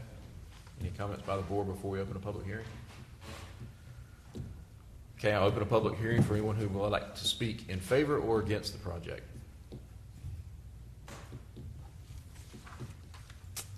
Hearing none, I entertain a motion to close. I make a motion that we close the public hearing. Second. A motion and a second to close the public hearing. All in favor say aye. Aye. Opposed? It is closed. So all we need to do is just have a public hearing, right? And we just close the public hearing. No, I'm saying. Is there's any further action on this one? Yes, you need to consider adopting an ordinance to annex the tax parcel IDs as noted in your agenda item. Mayor Pro Tem, I make a motion that we adopt an ordinance to annex tax parcel ID 8-209-2400 and 8-209-24001 and a portion of 8-209-13001 owned by Weyerhaeuser N.R. Company. Second. Have a motion and a second. Like a roll call vote with, starting with Alderman Bingle. Alderman Bingle. Yes. Alderwoman Harris. Yes. Alderman Astor. Yes. Mayor Pro Tem Odom. Yes. Alderman Kinsey. Yes. Alderman Best. Yes. Motion carries. Item number 15, Mr. Stevens. Thank you, Mayor Pro Tem Odom. Item number 15 is consideration of the board to adopt a resolution approving the execution of a general warranty deed for 814 West Street between Habitat for Humanity of Craven County and Shanata Laverne Powell. At its March 8, 2016 meeting, the Board of Aldermen approved a deed and a transfer and reversion agreement with Habitat for Humanity for the property located at 814 West Street. A home has since been constructed on that property, and Habitat is now ready to convey this property to Ms. Powell. To facilitate this conveyance, the city's signature is needed on a general warranty deed to evidence that Habitat has complied with the terms and conditions of the transfer and reversion agreement and that the reversion provisions of the agreement are no longer applicable. Mr. Davis has included the memo in your packet. We'll be happy to answer any questions you have. It's a pleasure of the board. Mayor Pro Tem, I'd like to make a motion that we adopt a resolution approving the execution of a general warranty deed for 814 West Street between Habitat for Humanity of Craven County and Shanetta Laverne Powell. With pleasure. I have a motion and a second. I'd like to have a roll call starting with Alderman Best. Alderman Best. Yes. Alderman Kinsey. Yes. Mayor Pro Tem Odom. Yes. Alderman Astor. Yes. Alderwoman Harris. Yes. Alderman Dingle. Yes. Motion carries. Item number 16, Mr. Stevens.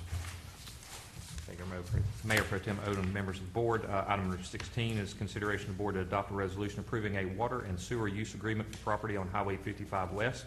The owners at 846 North Carolina Highway 55 West are proposing to develop a single-family residence. Property is outside the city of New Bern's municipal limits. The proposed development will have a calculated average daily water and sewer demand of 360 gallons per day. To facilitate the proposed development, a standard water and sewer service connection can be provided to the property without the need for a main extension. Section 74-74 of our ordinances provides that a written water and sewer use agreement be entered into to outline the roles and responsibilities of both parties, being the city and the owner, for the proposed project. There's a memo included for Mr. Hughes, and we'll answer any questions you have. Questions from the board? If no, I'd like to make a, Mayor Pro Tem, if there's no Yes, ma'am. questions from the board, I'd like to make a motion to adopt a resolution to approve a sewer use agreement with owners of 846 NC Highway 55 West. Second. Have a motion and a second. I'd like a roll call starting with Alderman Bingle. Alderman Dingle. Yes. Alderwoman Harris. Yes. Alderman Astor. Yes. Mayor Pro Tem Odom. Yes. Alderman Kinsey. yes. Alderman Best. Yes. Motion carries. Item number 17, Mr. Stevens. Thank you. Item number 17 is consideration by the board to accept a petition to annex property at 846 Highway 55 West and adopt a resolution to call for a public hearing on the annexation. Othello Clarence Best and Sheila Best have petitioned for their property at 846 North Carolina Highway 55 West to be annexed into the city limits.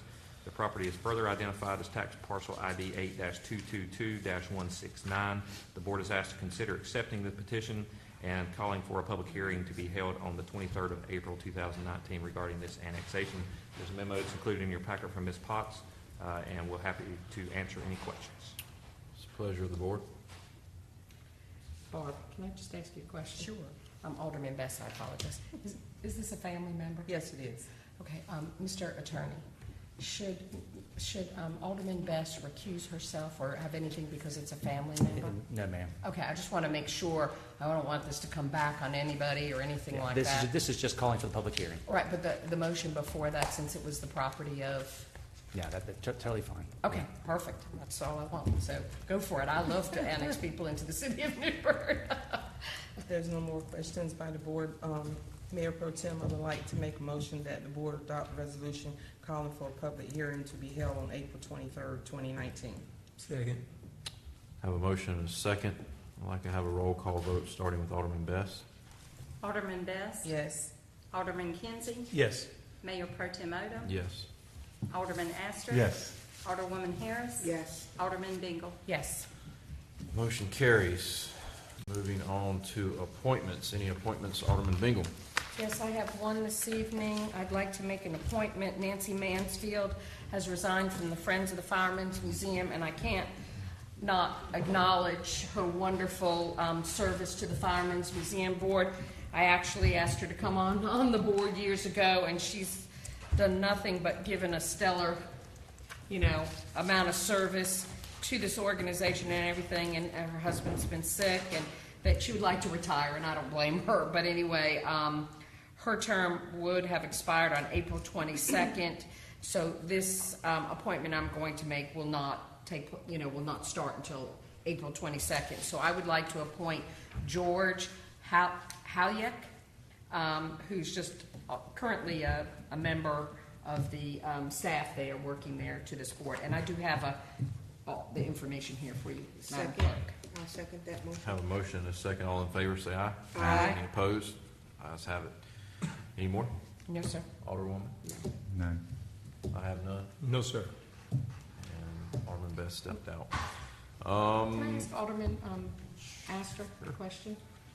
Alderman Astor, just because it's coming up in the next week, are you not prepared for Mr. Finn to reappoint him? I think I was going to do it at the next one, right?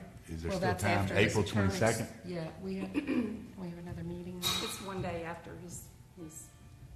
Okay, should I do it tonight? You can do it tonight and make it effective. Okay.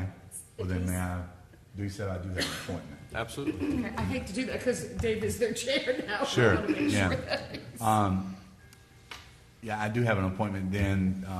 I'd like to appoint Dave Finn to the board of the Friends of the Firemen's Museum. He is already a member, and this will be a Second. Reappointment. Motion and a second. All in favor, say aye. Aye. Any opposed? Ayes have it. Attorney's report. Nothing to report tonight, sir. Thank you. City manager's report. Just a couple quick things. Obviously, passed along some very sad news. We had a city employee, Mr. Tom Gustafson, one of our meter techs, passed away just recently due to his battle with cancer. Ask you to keep his family in your thoughts and prayers. Obviously, it's always tough whenever we lose one of our own, and he was an active member of our employees and staff. So if you have some time, if you want to make it over to the utility business office and talk with some of the meter staff or some of the UBO staff, obviously they're heartbroken over this loss, as we all are with the city employees. Secondly, the mayor from Hoboken, New Jersey, Ms. Dawn Zimmer, recently came to speak to interested parties of the city at the Craven Community College to give her perspective of recovery and resiliency efforts that were done in her town of Hoboken, New Jersey. And a lot of good things, I think, were discussed and brought forth with that. I had the opportunity to have breakfast with her the following morning and actually gave her a tour of our city following that in the afternoon. And I think she learned a lot about things that we do.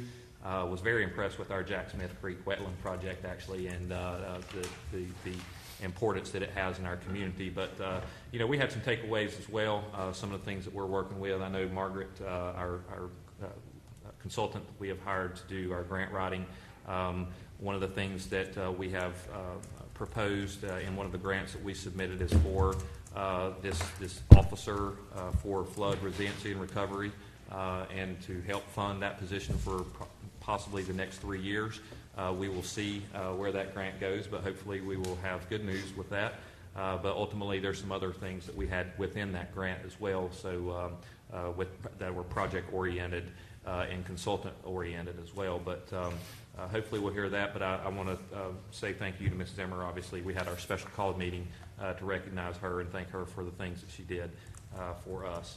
The last thing I will have is more of kind of a fun note, is I am happy to rub it in our new fire recruits' faces a little bit that the old men from the command staff, including your city manager, we finished 6th out of about 16 teams, I think it was, for the fire truck pull 2 weekends ago, I guess it was, and beat a bunch of the young studs that were running around the fire department. So I'm very proud of that. Our time was 6th fastest, and our age was probably twice that of the 1 through 5 teams as a combined team score. So, but very great, a very great event that we had. It raised over $4,000 for muscular dystrophy.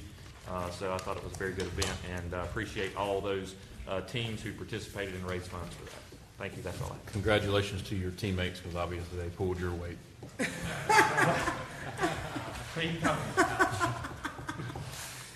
Okay, moving right along. New business, starting with Alderman Bingle. First of all, I just want a huge shout out to Chief Boyd for being our Craven County Fireman of the Year and acknowledge that publicly. Awesome. And he's always been the Fireman of the Year, right? So, that's right. So we're just, I just want to extend my deepest congratulations to you and how proud we are of everything that you're doing.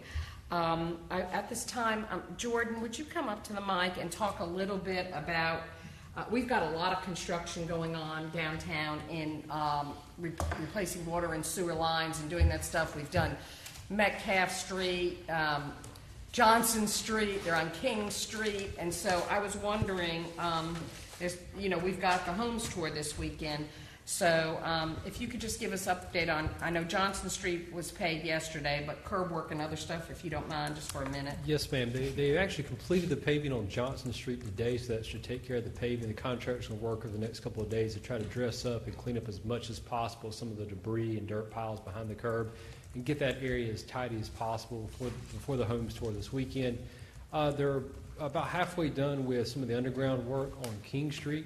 That work will still take several more weeks to finish the subsurface work before we can move into doing the resurface. Again, they're going to try to tidy everything up as much as possible and get the area neat and clean as possible, knowing that is still a construction area, so it has a minimal impact for the homes tour this weekend.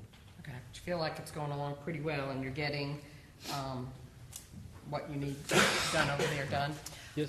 I did receive an email about 30 minutes ago that during your digging up on King Street, they tore out the Suddenlink cable.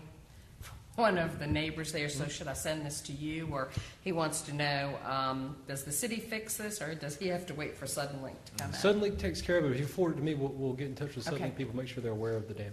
Okay, all righty. And I believe that's it. I'm working on lots of things, and appreciate everybody going out this weekend. We've got many events in downtown New Bern this weekend. We have the homes tour, of course, going on, and lots of other things. So you can check out New Bern Live. You can check out New Bern Now, the city's website. Colleen does a great job of posting everything, but come out and support all our businesses. I also want to update you that I'm continuing to work on the issue with the DoubleTree. We're continuing to look at ways to see if there's any violations. I'll be meeting with the city attorney. I'm going to be meeting with some other community leaders in the days ahead to try to get a handle on this. I've received, I can't tell you, 20, 30 calls about this. It's the question everybody has on their mind, but I'm continuing to stay focused on it and work on it and see if there's any resolution to this private property. That's what we have to remember. Thank you. Did you, Alderman Meekman, did you want to say anything about this? Oh, yeah, I guess so. Today I was sent an email from Steve Tyson and Tom Broughton, General Broughton, about the Fuller Group. The Fuller Group is a group of volunteers that have come to New Bern, they're a church group, to build houses for people who have been flooded out of their homes. They work very minimally. They get through donations of lumber and other things, and they provide their services for free. And so they are applying for or trying to work through Red Cross to get funds through Red Cross. So Steve Tyson has sent a letter to us, to the county commissioners, whatever, to see if we would do a letter of support. So in front of you is just a letter of support asking that we give Fuller Center Disaster Rebuilders our highest endorsement. All the support you can provide them will be leveraged multiple times in our recovery. Now, I know that the city manager said, they've not really pulled any building permits in the city. While he may not be aware of them, anybody can probably call Steve Tyson or call General Broughton. He's been working with these groups. They are housed currently at, I want to say Crossroads Church, the pastor of Crossroads Church. General Wholesale Old Building. Yeah, and so they've gone out there and converted that, and that's where they're living and staying, and they expect to be here 3 years building. That's correct. So this is the group that's here. So what Mr. Tyson asked me is if we would just endorse sending a letter of support. So I'm going to leave this up to the Board of Aldermen if we agree or not, but I am in support of this. The mayor saw this as well. He told me he was in support of this. So. Any issues from anyone? Does anybody have any issues with doing this? Okay. Good. So do we need a vote, or we just direct the? Okay. If you would please just send that out on our behalf. We've got the letter, and we'll make sure that the mayor signs it. All right. Thank you. That's it. Thank you. Alderwoman Harris? No, nothing tonight. Alderman Astor? Well, I was going to congratulate Chief Boyd for Sorry. Fireman of the Year. Congratulations. I can't think of anyone that is more well-deserving. I would also like to add that this Friday from 2 o'clock to 4 o'clock, you will have your 7 recruits that will be graduating from the Fire Academy and will be starting one shift, most of them over on the Thurman Road Fire Station shortly thereafter. So anyone that wants to see a really nice ceremony should, plan on being at the headquarters fire station Friday afternoon at 2 o'clock. Is there anything you wanted to add on that? Is that, other than, this was a wonderful partnership with Craven Community College too, right? How many hours did they? Okay. All right. Thank you very much. That's all. No Old Airport Road update? No, we don't need one. I think Matt's working on trying to get a meeting scheduled, and I'm looking and trying to schedule the location of that meeting. So we'll hopefully have it together soon. Okay. Alderman Kinsey. Not tonight, sir. Alderman Best.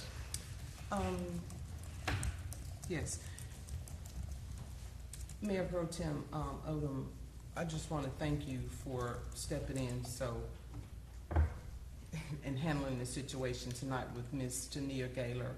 I could tell her heart was heavy and she felt like she was left alone out there defending on her own. And I just want to thank you for coming to her aid along with Alderman Harris and myself. And I think this is something that we really do need to look into as quickly as possible. And that's all that I have, except for one. I was looking at our schedule of meetings, and I was setting up my calendar, and I saw that I don't know if we need to make a correction here for October. It was the October 23rd meeting, and I think it's the 22nd. Is there a reason, Madam Clerk, that the 23rd was selected instead of the 22nd? Not sure, I'll have to take a look at Yeah, it. just bring it to your attention. That's it. Alderman Kinsey. I'd like to come back to Alderman Bingham to bring something back when we had that special call meeting when she was saying that she was receiving all those phone calls, and those folks finally came to confront us tonight about the situation that was going on. You mean you're out talking at about the Craven project. Terrace? Yes. Okay, Remember we talked it was about Alderman that. Harris who was getting all No, but no. I think you mentioned that they called you as well. Well, I did receive some phone calls and sent them, to Alderman Harris, but, So- I just want the public to understand that we do not own the property. The Right. Housing Authority, it's a private entity, but these are our citizens. We do want to hear their complaints. Nobody should be treated like this, so we should send it to minimum standards and look at ways that we can assist. These are people, regardless of who owns the property, and we should find the tools, but my heart breaks. My heart broke tonight to hear what I heard. And I feel I like to be a part of with you guys when you meet with these individuals to find Well, out. Alderman Harris, it is her ward, and she will be setting that up, and I'm And sure. I like to be a part of that with you because So I've received choice, some calls whoever as you like. well. Yes. Well, whoever, Well, she contacted me as well, and she laid her heart out to me, so I definitely Alderman want to be a Kinsey, part you of too. this. so Can us be. three? Yep, sure. Okay. Thank you, Jeff, for stepping back. Absolutely. Matt, could you come give us an update on Trent Road? How long I have to make a detour to take my son to school every morning? Luckily, your detour is very short since you live close to the intersection. Yeah. But the contractors have been working out there for about, 9 days now. The anticipated road closure was for 2 weeks. I will tell you, as we've been sending updates, they are making very good progress. The foundation has been poured, the vertical walls have started being poured today. Everything is going very well and very smooth. The only hiccup, I guess, is we've had 2.5 days of rain, which they have not been able to work, which has slowed it down just a bit. We're still optimistic that we'll still have the road open by the end of this coming weekend, but there is a slight possibility that it may take them an extra day or two just because of the weather delays, but for the most part, everything's going very well. Okay, thank you. One last comment. Alderman Best and Kinsey and myself had the opportunity to meet with the county today. We had a fairly productive meeting. They were extremely welcoming. We had some good open dialogue. City Manager Stevens was there as well as their manager, Jack Veit. So I took some notes. I'm not a real good note taker, but I've got some highlights, and I figured probably the best thing for me to do, I'll send that to the clerk, and she can compile those and send those out to email to the whole board. And there were some some concerns or questions that we had expressed that really probably should be better directed to the school board, for example, or the sheriff's department, more so than the county board, but I'll enumerate all that so we'll know where we move forward from here. And I think we've got some marching orders, Mark, on some things for both you and Jack to look into and come back to the board with some opportunities for us. Mayor Pro Tem Odom, I do have one other item. In light of Mr., the guy from the Craven County Tax Office, Mr. James, talked tonight and revisiting, I would like to, if there's a majority of the board tonight that would like to direct our city attorney, but to draw up a resolution for our next meeting to move our elections from October 21 to November 21 and go with that method. That would save us about $20,000, and that would still be a savings, be a great way for us to do. I've done a lot of research. I've talked to a lot of people in Raleigh. I've talked to many cities.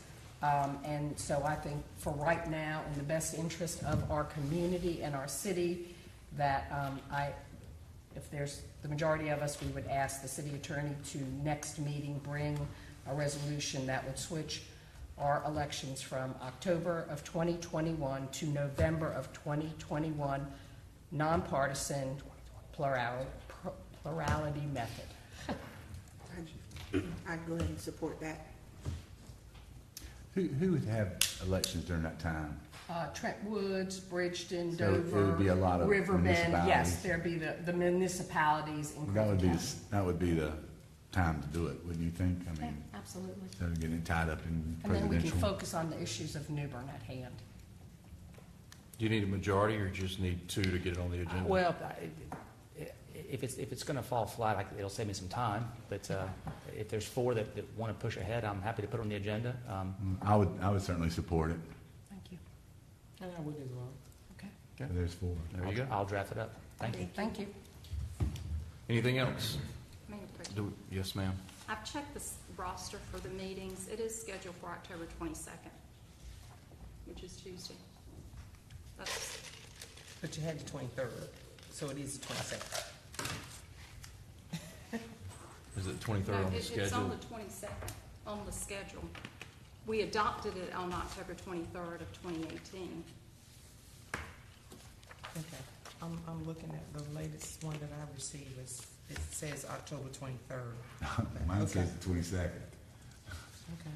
No, she's saying the paper, Yes. that not the received. paper Oh, the states. paperwork. Okay. Even though the meeting is on the 22nd, she's saying the paper was printed and it states Yeah. the 23rd. Probably just a misprint. We just need to Yeah, clarify. just make this. The one that we adopted, and that's in the minutes, is October 22nd. Okay. So I'm not sure where that came from. Okay, do we need a closed session? You may, yes, to Personnel. discuss a personnel matter pursuant to 143, 1311A6. Excuse me. Do we need a, You need a motion on it?